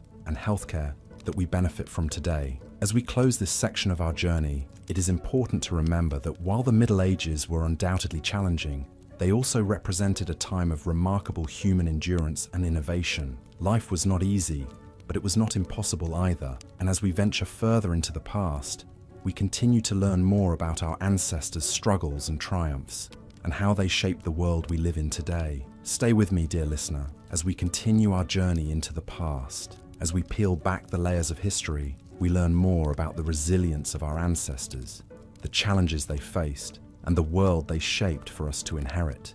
Sleep well, and dream of a time when kings and queens ruled, knights jousted, and the world was a tapestry of mystery and wonder. Now let us turn our attention to the daily life of a medieval serf, the lowest-ranking member of the feudal system. The life of a serf was filled with hardships and toil. a far cry from the romanticized notions of chivalry and courtly love that so often characterize our understanding of the Middle Ages. The day of a medieval serf began with the crowing of a rooster well before the sun rose. They were required to work long hours in the fields, starting early in the morning and ending late in the evening. The labor was grueling and the hours long, as the serfs were responsible for tilling, planting, and harvesting the crops that would sustain the entire manor. A serf's diet was humble and monotonous. They mainly consumed dark bread made from rye or barley, pottage, a type of thick soup made from grain, peas, or lentils, and ale. Meat was a luxury, seldom enjoyed. Instead, the serfs supplemented their diet with vegetables from their garden plot, and occasionally fish from the local river or stream. In terms of shelter, a medieval serf's home was simple and rudimentary. It was often a one-room structure made of wattle and daub, with a thatched roof. Inside, there were few furnishings: a rough-hewn table, some stools, perhaps a chest for storing clothes and valuables. There was no glass in the windows, and the floor was simply the bare earth, covered with straw or reeds for insulation. Despite the hardships they faced, serfs had a rich cultural life. They celebrated the changing of the seasons and the agricultural calendar with festivities and feasts. Music, dance, and storytelling were also an integral part of their lives. For serfs, the church was the center of community and spiritual life. They were obliged to attend Mass every Sunday and on holy days, providing them a respite from their labor. Religion offered them hope for a better life in the hereafter, and the church acted as a unifying force, binding the community together. However, serfdom was not a static condition. There were different ways in which a serf could gain freedom. Some bought their way out of serfdom, while others were set free by their lords as a reward for exceptional service. In some cases, a serf could also gain freedom by escaping to a city and living there for a year and a day without being claimed by their lord. The life of a serf was a life of unending toil and hardship. However, it was also a life of community, of shared experiences, of resilience in the face of adversity. It's important to remember that despite the challenges they faced, medieval serfs were not merely passive victims of their circumstances. They found ways to survive, to create joy, to forge connections with their fellow serfs, and to carve out a sense of identity amidst the constraints of their status. As we conclude this section, let us reflect on the resilience of these individuals who lived in a time so different from our own. Let us also remember that the strength of the human spirit is not confined to any particular era or social class. It is a universal quality, as timeless as history itself. As you drift off to sleep, bear in mind the strength of the serfs, who in the face of adversity found ways to survive, to create joy, and to forge connections. In the next section, we'll explore the role of women in medieval society, a topic that is often overlooked in historical narratives. The story of medieval women is a story of resistance and resilience, of navigating a world that offered them limited freedoms. But for now, let the gentle rhythms of the serf's life lull you into a deep and restful sleep. Let us now venture into the realm of medieval occupations, jobs, and trades. The work that people undertook during this period was often backbreaking and monotonous. The majority of people in the medieval period were peasants, and their lives were dictated by the seasons and the demands of the land. A peasant would rise with the sun and work until it set. Their primary occupation was farming, and the majority of their time was spent tending to the fields. The work was grueling, with long hours spent ploughing, planting, and harvesting. The tools were primitive, and the work was done mainly by hand. The physical demands of this lifestyle were immense, requiring a level of endurance and resilience that many of us in the modern world would struggle to match. A peasant's life was also one of servitude. They were tied to the land and to the lord who owned that land. In return for the right to live on and work a piece of land, a peasant owed their lord a portion of their produce and their labor. This might mean helping to repair the lord's castle or providing a certain amount of grain each year. The peasant was also obliged to grind their grain at the lord's mill and to purchase goods from the lord's market. These obligations were not negotiable, and failure to meet them could result in punishment or even eviction. For those who lived in towns and cities, life was somewhat different. Here, the medieval economy was dominated by guilds. These were associations of artisans and merchants who controlled the practice of their craft in a particular town. To become a member of a guild, a person would first serve as an apprentice, learning the skills of the trade under the supervision of a master. After several years of training, the apprentice would become a journeyman and could work for wages. Finally, after proving their skill and knowledge, a journeyman could become a master and open their own workshop. Craftsmen worked long hours, often from dawn until dusk. They produced everything from clothes and shoes to furniture and tools. The work was skilled, but also repetitive and physically demanding. A blacksmith, for example, would spend hours each day hammering iron into shape. A weaver would work at their loom, creating cloth from raw wool or flax. A baker would rise before dawn to prepare bread for the day. Like peasants, craftsmen were also subject to various obligations and restrictions. They were required to pay fees to their guild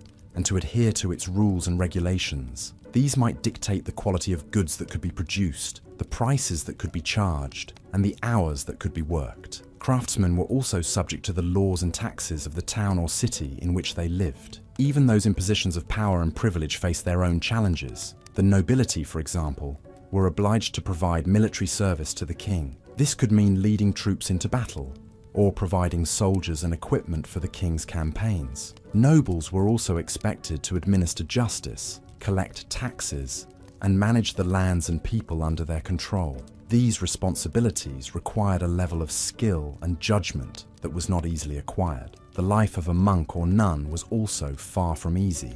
Monastic life was governed by strict rules and routines. Monks and nuns were required to pray at regular intervals throughout the day and night, and to engage in manual labor. They were also expected to live a life of poverty, chastity, and obedience. The physical demands of this lifestyle, combined with the mental and spiritual discipline it required, made it a challenging path to follow. So, in conclusion, life in the medieval period was not easy.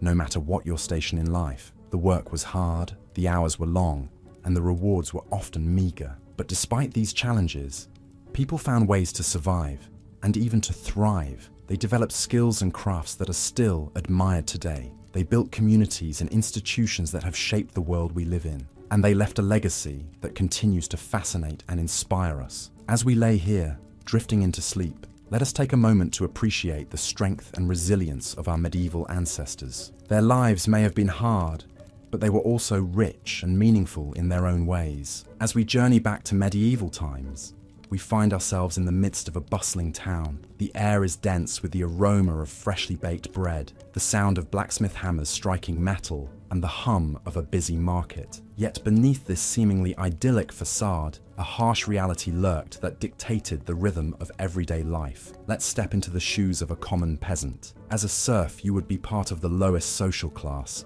bound to the land and subject to the will of the local lord. Your day would start before sunrise, as the cock crowed, signaling the start of your labor. You'd likely live in a small, simple home made of wattle and daub, with a thatch roof, a far cry from the comforts of modern living. The home would be shared with your family and possibly some livestock, as animals were often brought inside for warmth and protection from thieves. Your diet would be far from varied or nutritious. You'd eat a lot of bread, made from barley or rye, and perhaps supplemented by vegetables like beans and cabbages. Meat would be a rare luxury, reserved for special occasions or the local lord's table. Instead, you might have a bit of cheese, or a few eggs from your chickens. You would drink ale or mead, as water was often unsafe to drink. The work was backbreaking. You'd toil in the fields, planting and harvesting crops, tending to the livestock, and performing any other tasks the lord required. The work was not only physically exhausting, but monotonous, leaving little time for leisure or personal growth. Education was a privilege reserved for the clergy and the nobility, so you'd most likely be illiterate, relying on the local priest for information about the world beyond your village. Healthcare in medieval times was primitive at best. The prevailing theory was that of the four humours: blood, phlegm, black bile, and yellow bile. It was believed that illness was caused by an imbalance of these humours, and treatments often involved bloodletting or purging. Without the knowledge of germs or proper sanitation, disease spread quickly, and life expectancy was low. The church played a significant role in everyday life. Sundays and holy days were reserved for worship, and failing to attend Mass could result in punishment. The church was also the center of social life, where villagers gathered for festivals and fairs. However, the church also wielded significant power and could excommunicate anyone who violated its laws,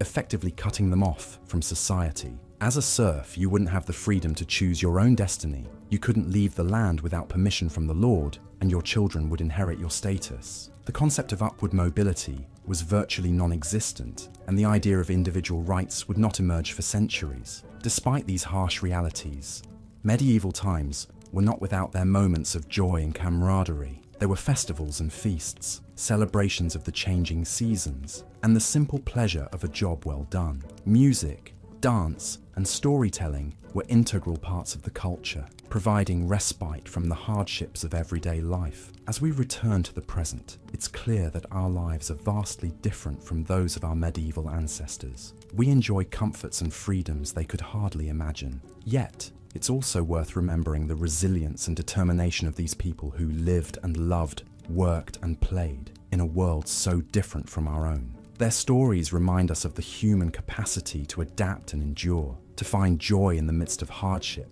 and to create a sense of community and purpose, even in the most challenging circumstances. As we continue our journey through the daily life of a person in the medieval period, let's turn our attention to the aspect of health and medicine. If you were living in medieval times, you might find the healthcare system significantly different from what we know today. The understanding of disease, its causes and treatment was extremely limited, and life expectancy was short due to various health problems. The knowledge of anatomy was rudimentary at best. The practice of dissecting human bodies to understand their workings was considered taboo and often illegal, leaving many physicians to guess at the inner workings of the human body. This lack of understanding led to many misconceptions and misdiagnoses. The belief in the four humours, black bile, yellow bile, phlegm, and blood, was prevalent. These were thought to be bodily fluids that needed to be in balance for a person to stay healthy. Any imbalance was considered the root cause of all diseases and illnesses. In terms of treatment, bloodletting was a common practice. The idea was to drain the body of excess bad humours. Leeches were often used for this purpose. In today's medical understanding, this practice is largely considered harmful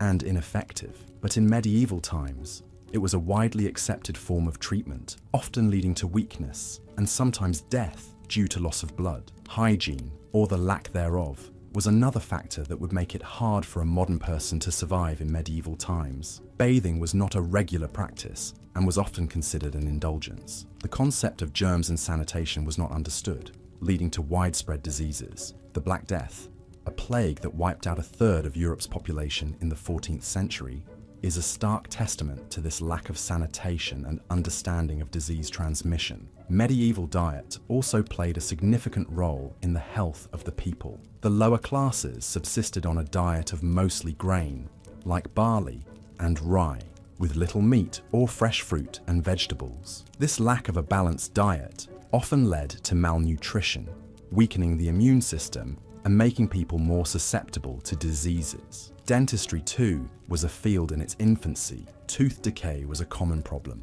often leading to dangerous infections. Without the understanding of dental hygiene and effective treatments, toothaches were often a lifelong issue for many. Childbirth was a particularly dangerous time for women. There was a lack of understanding about cleanliness and the need for sterile environments during childbirth, leading to a high rate of maternal and infant mortality.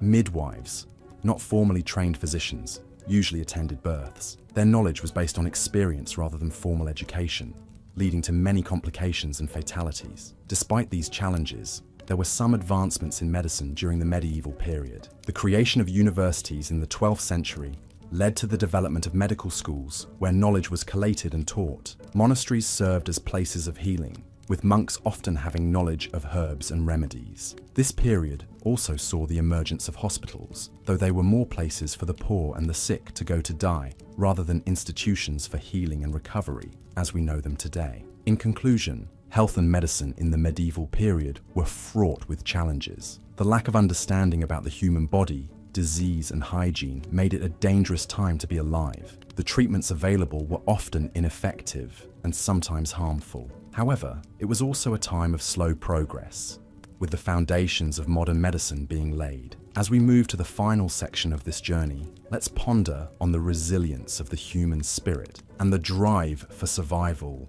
that saw people through these challenging times. As we continue our peaceful journey through the heart of the medieval period, we find ourselves shifting our focus from the bustling life of the cities and castles to the quieter, but no less important, rural countryside. Here, in the vast expanses of fields and forests, the majority of the medieval population made their living as farmers and labourers, their lives intimately tied to the rhythm of the seasons and the bounty of the earth. Life in a medieval village was far from the romanticised tales of chivalry and courtly love associated with this era. It was characterised by a simplicity and routine that, for many modern individuals, would be unbearably monotonous. The day for a medieval peasant would begin at dawn with the crowing of the roosters. After a simple breakfast, often consisting of bread, cheese, and weak ale, they would head out to the fields for a long day of labour. The agricultural practices of the medieval period were rudimentary by today's standards. Without the benefit of modern machinery,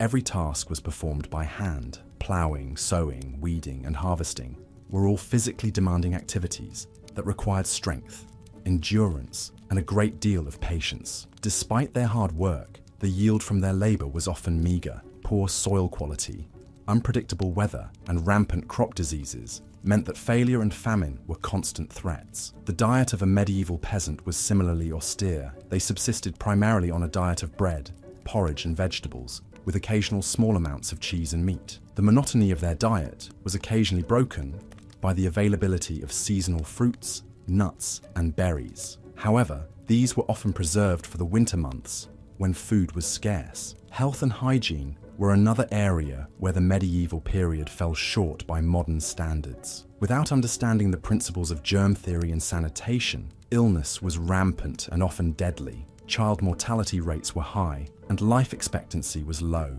Common ailments like toothaches, colds, and digestive issues were often treated with a mix of folk remedies and superstition. More serious illnesses, like the plague, could wipe out entire communities. Despite these hardships, the life of a medieval peasant was not without its small joys and comforts. The village was a close-knit community where everyone knew each other, and social activities like dances, feasts, and fairs provided much-needed relief from the daily grind. The church, too, was a central part of village life, providing spiritual comfort and a sense of order in a world that was often chaotic and unpredictable. The medieval period was also a time of innovation and progress in many areas. Advances in technology, such as the heavy plough and the horse collar, made farming more efficient. The establishment of guilds and the development of trade routes helped stimulate economic growth. The construction of cathedrals, castles, and universities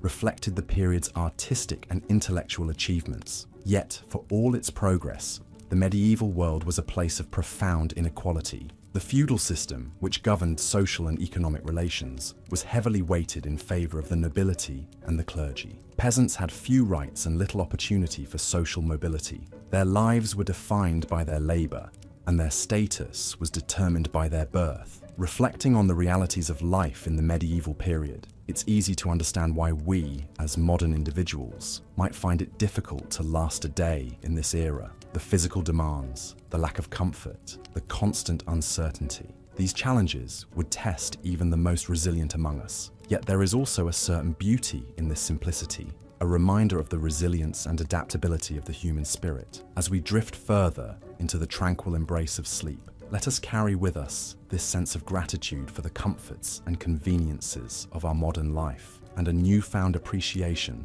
for the trials and triumphs of our medieval ancestors. As our journey through the annals of history continues, we find ourselves delving into an era of knights, castles, and feudal society, the medieval times. Picture yourself, if you will, transported back through the centuries, landing in a world far removed from the one we inhabit today. It's a time of stark contrasts, where the wealthy live in fortified castles while the poor toil in the fields. It's a time where the church wields immense power and one's fate is often dictated by the whims of their lord. As we begin to explore this fascinating era, we can start to understand why the comforts and conveniences we take for granted today would make it incredibly challenging for a contemporary person to survive a day in medieval times. Firstly, let's consider the living conditions. If you were a peasant, which was the most likely scenario given that the vast majority of people belong to the peasant class, your dwelling would be a small, one-room cottage. This cottage, made of wattle and daub,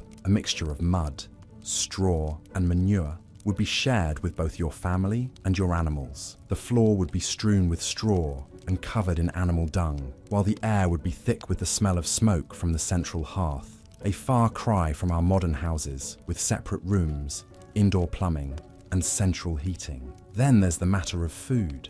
If you were a peasant, your diet would consist largely of pottage, a type of thick stew made from whatever vegetables were in season, along with some grain, perhaps barley or oats. Meat would be a rare luxury, and fresh fruit and vegetables would be scarce during the long winter months. Fast food, convenience meals, and the abundance of food we enjoy today would be unimaginable in the medieval era. The daily routine would be grueling. As a peasant, you would be expected to work the fields from dawn until dusk, regardless of the weather. There would be little time for leisure or relaxation, and your duties would extend beyond farming to include tasks such as repairing the Lord's Road or building his castle. This is a stark contrast to our modern work-life balance, where we have the luxury of weekends, holidays, and the ability to work from home. Healthcare, or rather the lack thereof, is another factor that would make survival in the medieval times challenging. Without our modern understanding of germs and disease,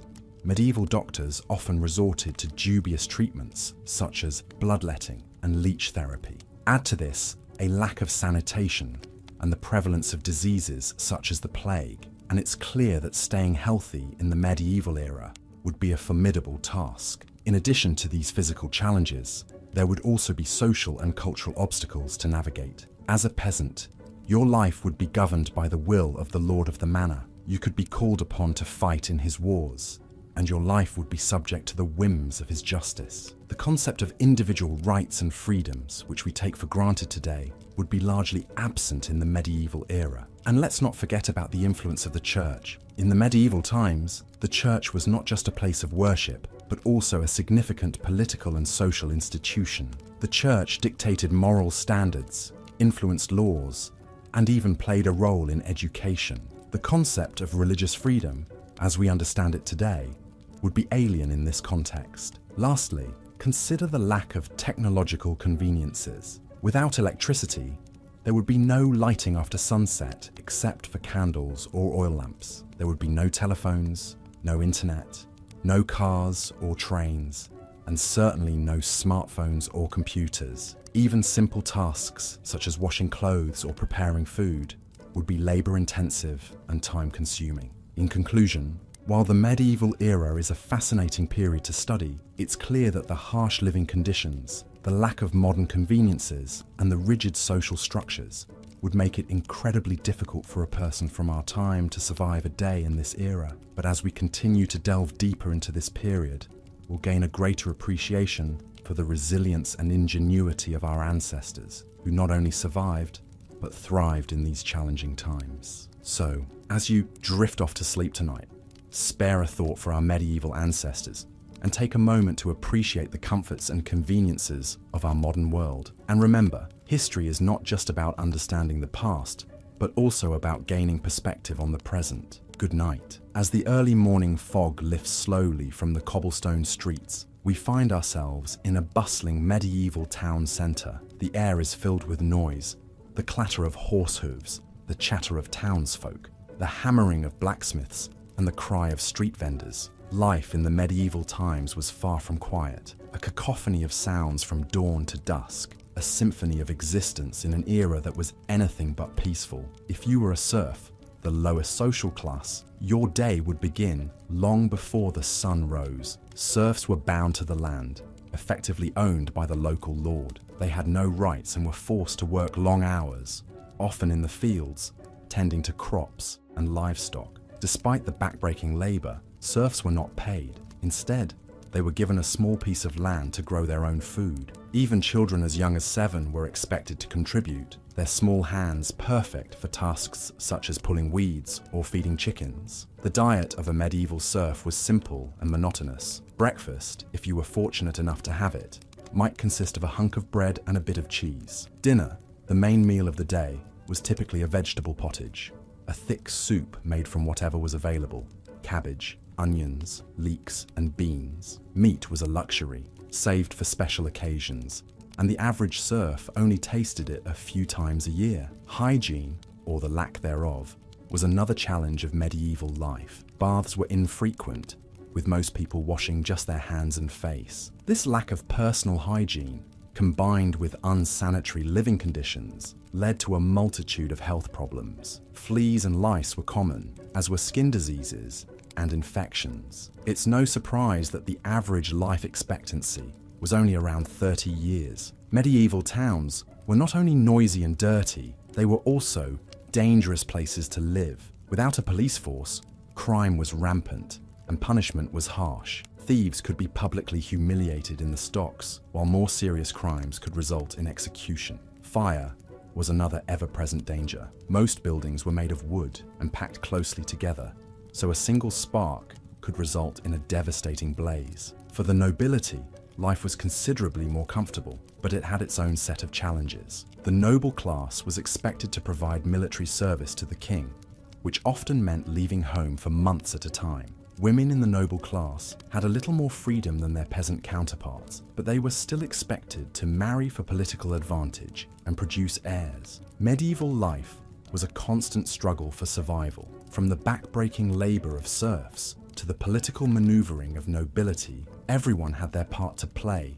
in this complex societal structure. And yet, despite the hardships, people found joy in their lives. They celebrated with feasts and festivals, made beautiful works of art, and told stories that have been passed down through the ages. As we journey further into the medieval times, we'll delve deeper into the daily lives of the people, their beliefs, and their culture. We'll explore the role of the church, the rise of universities, and the flowering of literature and art. Despite the hardships, there's a lot to admire about this resilient society, which has left an indelible mark on our own. And as the twilight descends on our medieval town, we are left with a sense of awe and appreciation for the people who lived, loved, and survived in these challenging times. So, as you drift off to sleep, let your mind wander through the cobblestone streets, the bustling markets, and the grand castles of the medieval times. Picture the serfs tending to their fields,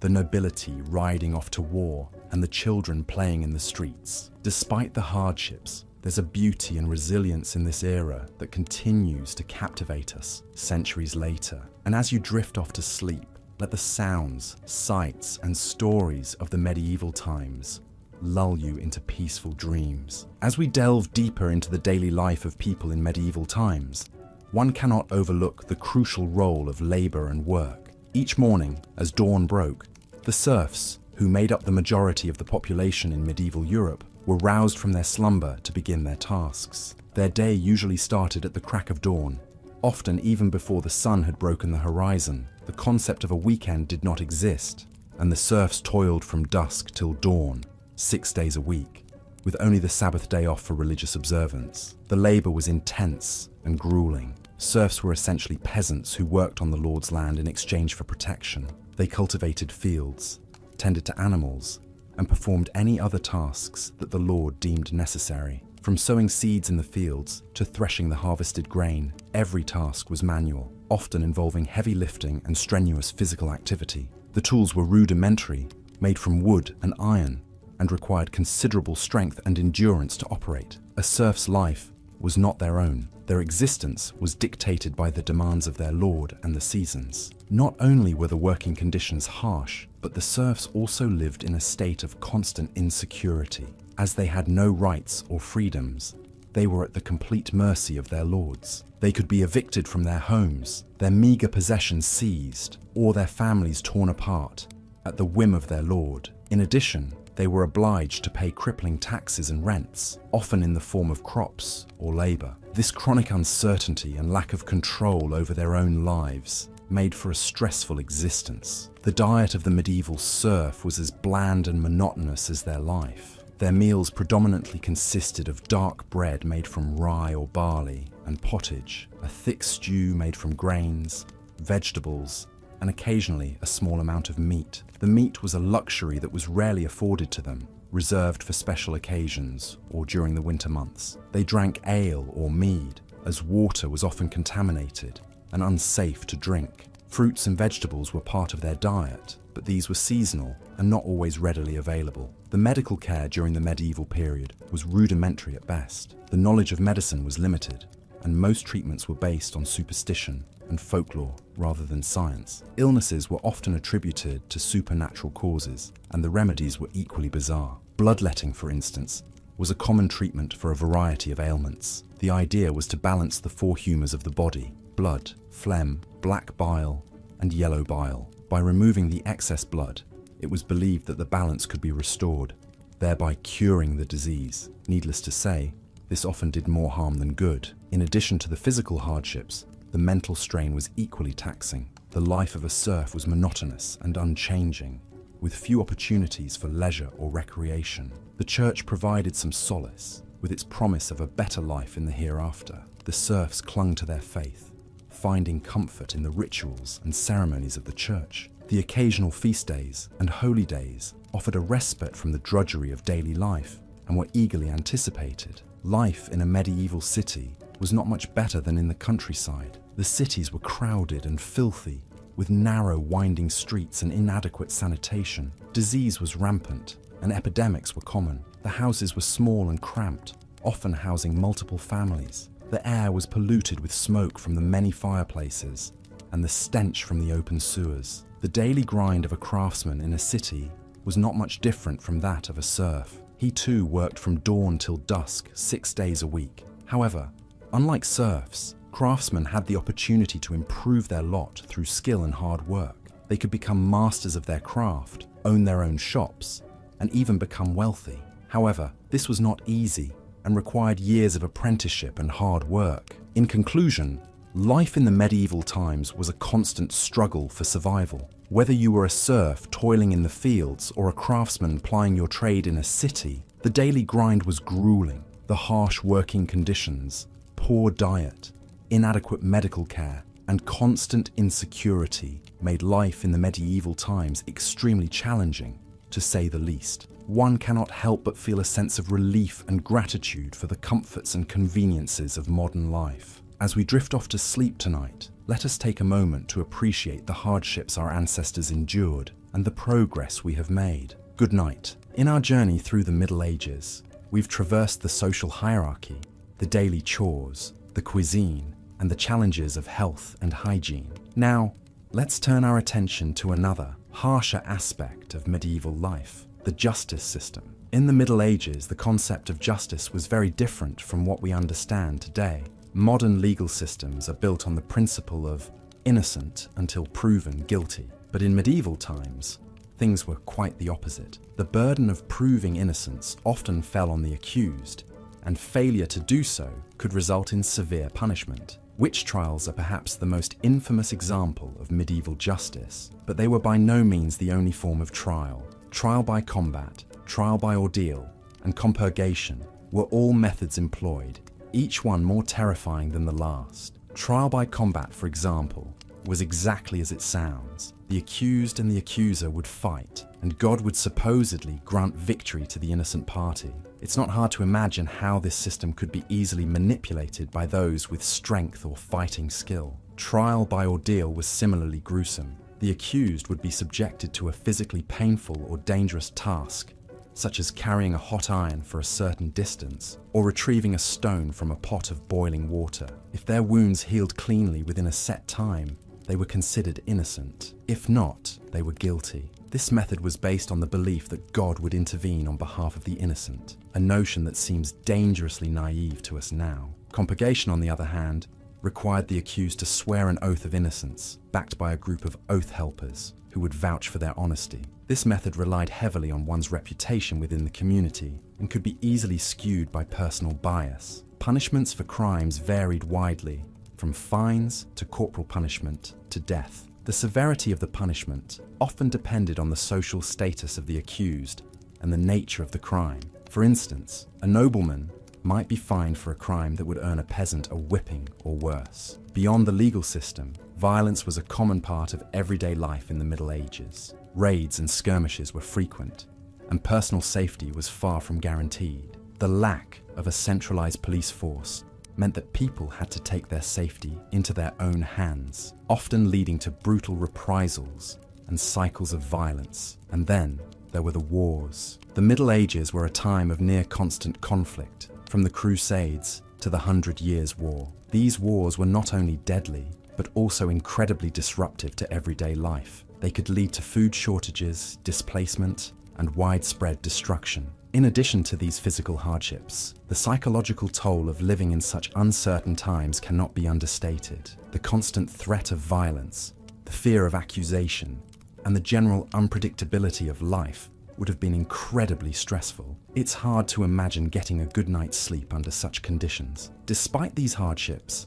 people in the Middle Ages found ways to adapt and survive. They developed systems of mutual aid and protection, like guilds and confraternities. They sought solace in religion and found joy in festivals and feasts. But even so, it's clear that life in the Middle Ages was far from easy. The harsh realities of medieval justice, the ever-present threat of violence, and the psychological stress of living in such a time would be enough to challenge even the hardiest of souls. It's a stark reminder of how far we've come, and a testament to the resilience of the human spirit. As we close this chapter, let's take a moment to appreciate the relative comfort and security of our modern lives. While we still face challenges and uncertainties, they pale in comparison to the trials of medieval times.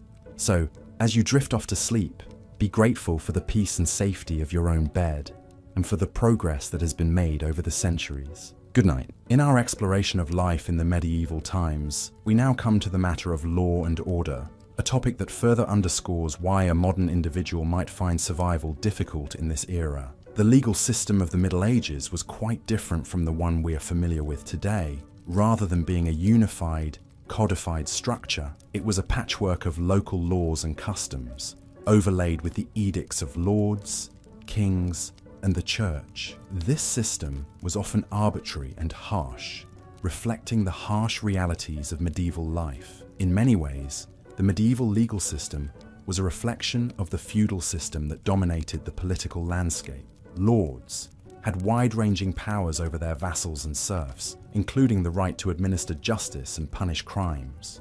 They often acted as judge, jury, and executioner, and their decisions could be influenced by personal biases or vendettas. Moreover, justice was often meted out in public spectacles designed to deter others from committing crimes, a far cry from our modern ideas of due process and the right to a fair trial. In addition to this, there were a number of punishments and penalties that could be imposed for various crimes, many of which were incredibly harsh by today's standards. For example, thieves could be branded or mutilated, while murderers might be sentenced to death by hanging or beheading. Even lesser offences, such as slander or defamation, could result in public humiliation or corporal punishment. And while we're on the topic of crime, let's not forget about the concept of trial by ordeal. This was a practice whereby the accused was subjected to a physically dangerous or painful test to determine their guilt or innocence. The idea was that God would intervene to protect the innocent and punish the guilty. For instance, in the ordeal of hot iron, the accused was made to carry a red-hot piece of iron. If their hand healed cleanly within a certain period of time, they were deemed innocent. If not, they were found guilty. The church also played a significant role in the medieval legal system. Ecclesiastical courts, which were run by the church, dealt with cases involving clergy members, as well as certain types of moral offences. These courts followed their own set of rules, known as canon law, which was based on biblical teachings and the writings of church fathers. Penalties could range from excommunication to penance, such as fasting or making a pilgrimage. Yet despite its many flaws and harshness, the medieval legal system did have some redeeming qualities. For instance, it recognized the concept of sanctuary, which allowed criminals to seek refuge in a church and be protected from arrest. This offered a route to mercy and forgiveness, in line with Christian teachings of the time. Moreover, the system also laid the groundwork for many of the legal principles and institutions that we take for granted today. For example, the Magna Carta, a landmark document signed in 1215, established the principle that the king was subject to the law, not above it. This marked a significant step towards the rule of law, a concept that is central to our modern legal system. So, while the medieval legal system was undoubtedly harsh and unpredictable, it was also a product of its time, reflecting the social norms and religious beliefs of the period. And while most of us would undoubtedly struggle to navigate its complexities and deal with its brutalities, it's also worth remembering that it was part of a broader historical process, one that eventually led to the development of more fair and equitable systems of justice. It's a reminder that, for all its brutality and unfairness, the past can also be a source of learning and growth. In our next section, we'll delve into the world of medieval warfare, another aspect of life in the Middle Ages that would certainly pose challenges for a modern individual. From the chivalrous knights and their code of honor to the large-scale battles and sieges, we'll explore the realities of combat in this era and the toll it took on those who lived through it. So, as you drift off to sleep, let your mind wander to these distant, tumultuous times, and remember that the struggles and hardships of the past have helped shape the world we live in today. As we delve deeper into the medieval period, it's important to remember that life in this era was not a romanticized adventure, often depicted in tales of knights and damsels. It was a time of hardship, constant work, and survival. Let's explore further. Imagine waking up at the crack of dawn, not to the sound of a blaring alarm clock, but to the crowing of a rooster or the tolling of a church bell. Your bed would be a straw pallet, shared with other family members for warmth. You would rise, rubbing sleep from your eyes, and start your day of strenuous labor. This would be your daily routine, 7 days a week. There were no weekends, holidays, or vacations in medieval times. The concept of leisure time was alien, and the day was strictly divided into periods of work, prayer, and sleep.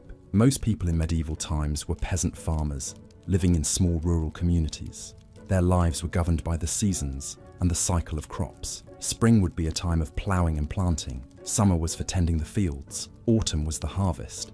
And winter was a time of preparation for the next year. The work was backbreaking, done with simple tools that required great physical effort. Peasants would toil in the fields from dawn till dusk, with only a brief pause for a midday meal. Food was a constant preoccupation in medieval times, as it determined survival. The diet was monotonous and consisted largely of dark, coarse bread made from rye or barley. Peasants might supplement this with vegetables from their garden, such as beans, peas, onions, and cabbages. Meat was a luxury, usually only available on special occasions. It was a difficult life, but not without its moments of joy and celebration. Harvest time, for example, was a time of communal endeavor and shared happiness. Medieval towns were dirty, crowded, and noisy. The streets were narrow and unpaved, lined with wooden houses that were prone to fires. Sanitation was poor, with waste often thrown into the streets or into open pits. Diseases were common,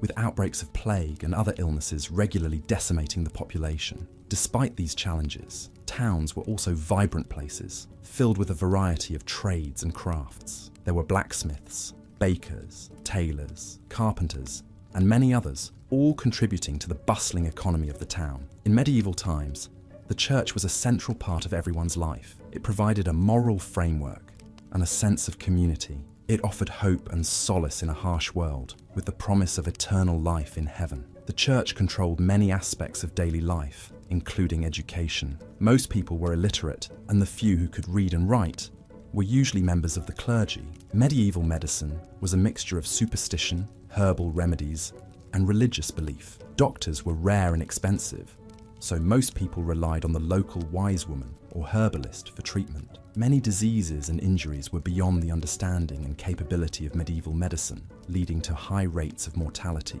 Warfare was a constant threat in medieval times. Knights and soldiers were highly trained in combat, but the majority of fighting men were ordinary peasants, called up to serve their lord in times of conflict. Battles were brutal and bloody affairs, with no concept of human rights or the treatment of prisoners. Despite the hardships and dangers of medieval life, people found ways to enjoy themselves. There were festivals and feasts, dances and games. Music and storytelling were important parts of culture, offering an escape from the harsh realities of life. The medieval world was also a deeply spiritual one, with a strong belief in the supernatural. People believed in witches, fairies, and other magical beings, and these beliefs were often intertwined with religious ones. In conclusion, life in medieval times was tough and challenging. It was a world of hard work, simple pleasures, and constant dangers, but it was also a world of community, spirituality, and resilience. Despite all the hardships,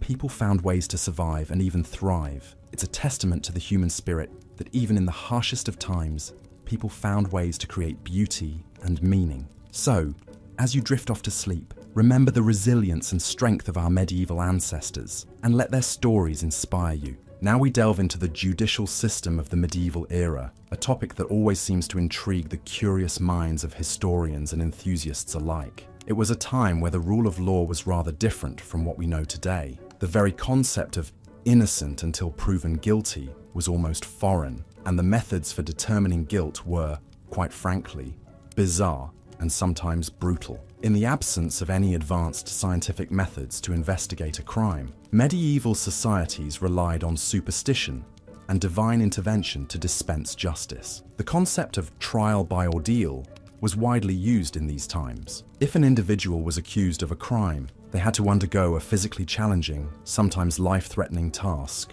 to prove their innocence. The ordeal could involve carrying a red-hot iron bar, plunging a hand into boiling water, or even sinking or floating in a body of water. The latter based on the belief that water, being a holy substance, would reject a guilty person, causing them to float. The medieval judicial system also heavily relied on compurgation, a process where an accused person could swear an oath of innocence, backed up by a group of oath helpers. These individuals, usually friends, family, or community members, would essentially vouch for the accused's character. If the accused was able to assemble enough oath helpers, they could potentially be acquitted of the crime they were charged with. However, the reliability of such a system is questionable, as biases and personal relationships could easily influence the outcome. Feudal lords, who had been given land by the king, were often responsible for maintaining law and order within their territories.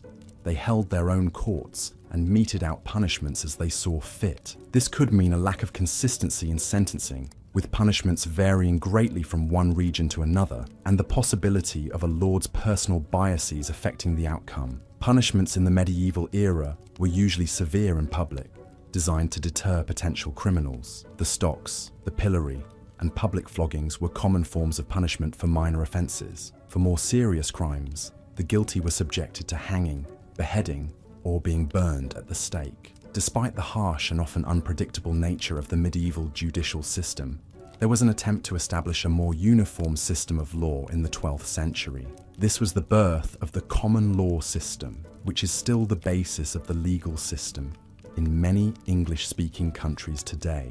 King Henry II of England played a crucial role in this development. He established a system of royal courts that travelled around the country, hearing cases and enforcing the same set of laws everywhere they went. This meant that the same laws and punishments applied to everyone, regardless of where they lived, and it provided a much-needed consistency in the law. However, the common law system was far from perfect. It was still heavily influenced by the whims of the king or his appointed judges, and the concept of a fair trial as we understand it today was still far off. Nevertheless, it was a significant step towards the modern judicial system we are familiar with. Thus, we can see that living in medieval times was not for the faint-hearted. The societal norms, the harsh living conditions, and the brutal judicial system would have made everyday life a struggle. The uncertainty and unpredictability of the law, combined with the heavy reliance on superstition and divine intervention, would have added a constant sense of dread and fear. The medieval era was indeed a time of darkness and hardship, but it was also a time that laid the foundations for many aspects of our modern society. The development of the common law system, despite its flaws, was a crucial step towards the establishment of a fair and consistent judicial system. As we close our eyes and drift off to sleep, we can appreciate the comforts and conveniences of our modern lives. We can feel grateful for the progress we've made as a society and look forward to a future where justice is not determined by the heat of an iron bar or the depth of a body of water, but by the strength of evidence and the pursuit of truth. As the day in the life of a medieval person continues, the sun reaches its zenith, casting long, dark shadows across the cobblestone streets. The medieval town is at the height of its hustle and bustle as people go about their daily chores. The air is thick with the smell of livestock, firewood, and the tantalizing aroma of freshly baked bread from the local bakery. The bakery itself is a hive of activity, with the baker's apprentices kneading dough, stoking the ovens,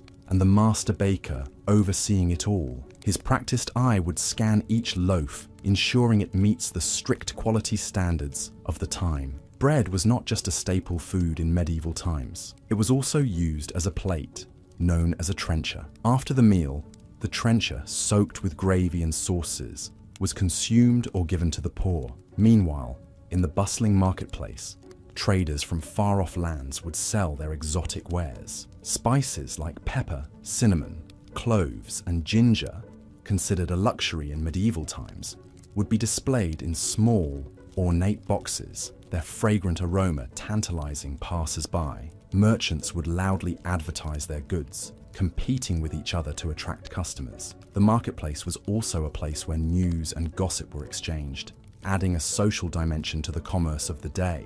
At the edge of the town, the local blacksmith would be hard at work. The rhythmic sound of his hammer striking metal would echo through the streets. The blacksmith's role was crucial in a medieval town. They made and repaired everything from horseshoes to weaponry, from tools to nails. The blacksmith was often a respected figure, not just for his essential skills, but also because he worked with fire and metal, elements that were thought to have mystical properties. For the children of the town, life was not all play and no work. Children as young as 7 would be expected to help their parents with tasks such as gathering firewood, taking care of animals, and helping in the fields. Yet, they would also find time for games. Children in medieval times played a variety of games, many of which are still enjoyed today. Marbles, hopscotch, and tag were all popular pastimes. As the afternoon sun began its descent, the monotonous tolling of the church bell would call the townsfolk to prayer. The church was the heartbeat of a medieval town. Not only was it a place of worship, but also a community centre where important decisions were made and disputes were settled. The clergy not only provided spiritual guidance, but also education, as the ability to read and write was limited to a privileged few. At the local castle, the lord and his lady would be involved in managing their estate. The lord was responsible for providing protection to his people and maintaining law and order. He would also have judicial duties, presiding over court cases brought before him. The lady of the castle had her own responsibilities, which included managing the household, supervising servants, and overseeing the preparation of meals. As the day drew to a close, the taverns would begin to fill, with patrons seeking a reprieve from the day's work. Ale was the drink of choice, often safer to consume than water, which could be contaminated. Music, storytelling, and games of chance would provide entertainment as the townsfolk relaxed and socialized. As the last rays of the sun disappeared over the horizon, the town would slowly quieten down. Fires would be doused, doors would be bolted, and people would retire to their beds, ready to start another day in the medieval world. This is a glimpse into the life in medieval times, a period characterized by harsh realities, but also by a sense of community and shared values that shaped our world today. Thus we come to the end of another day in our journey through the Middle Ages, a time of chivalry and hardship, of tradition and transformation. So close your eyes and let the sounds of the past lull you into a peaceful slumber as we prepare to explore a new day in the life of a medieval villager in our next section. Good night, dear listener. As we continue our exploration of daily life in the medieval times, we now turn our attention to the often harsh and challenging living conditions. The comforts of modern life that we take for granted would be far from possible in the medieval era. In medieval times, most people lived in small, rural villages. The houses were typically made of wattle and daub, a mixture of sticks and mud. The roofs were thatched with straw or reeds. These humble dwellings provided some protection from the elements, but they were far from comfortable. There were no glass windows, only shutters that could be closed to keep out the cold. The floors were simply compacted earth, covered in straw to provide some insulation. Within these homes, families lived in close quarters. Privacy was a luxury few could afford. In most cases, the entire family would sleep in the same room, often in the same bed. Furniture was sparse, consisting of a table, perhaps a few benches or stools, and a chest for storing belongings. Life was dictated by the rhythms of nature. People rose with the sun and went to bed when it set. They ate what they could grow or raise themselves. The diet was predominantly plant-based, with a heavy reliance on grains. Bread was the staple food, supplemented by vegetables, fruits, and occasionally meat. Medieval people had to be self-reliant. They made their own clothes, grew their own food, and built their own homes. They had to know how to care for animals, mend fences, and repair tools. Every member of the family had a role to play, from the youngest child to the oldest adult. Healthcare, as we understand it today, did not exist. People relied on a mixture of folk remedies, herbal medicines, and religious rituals to treat illness. Disease was a constant threat, made worse by poor sanitation and a lack of understanding about how diseases spread. Plagues and epidemics were common, and mortality rates were high. The concept of leisure time was also foreign to the medieval mind. Every waking hour was consumed by the struggle to survive. There were no weekends, no holidays, and no vacations. Entertainment was limited to occasional feasts or festivals, often linked to religious holidays. The role of religion was central to medieval life. The church was not just a place of worship,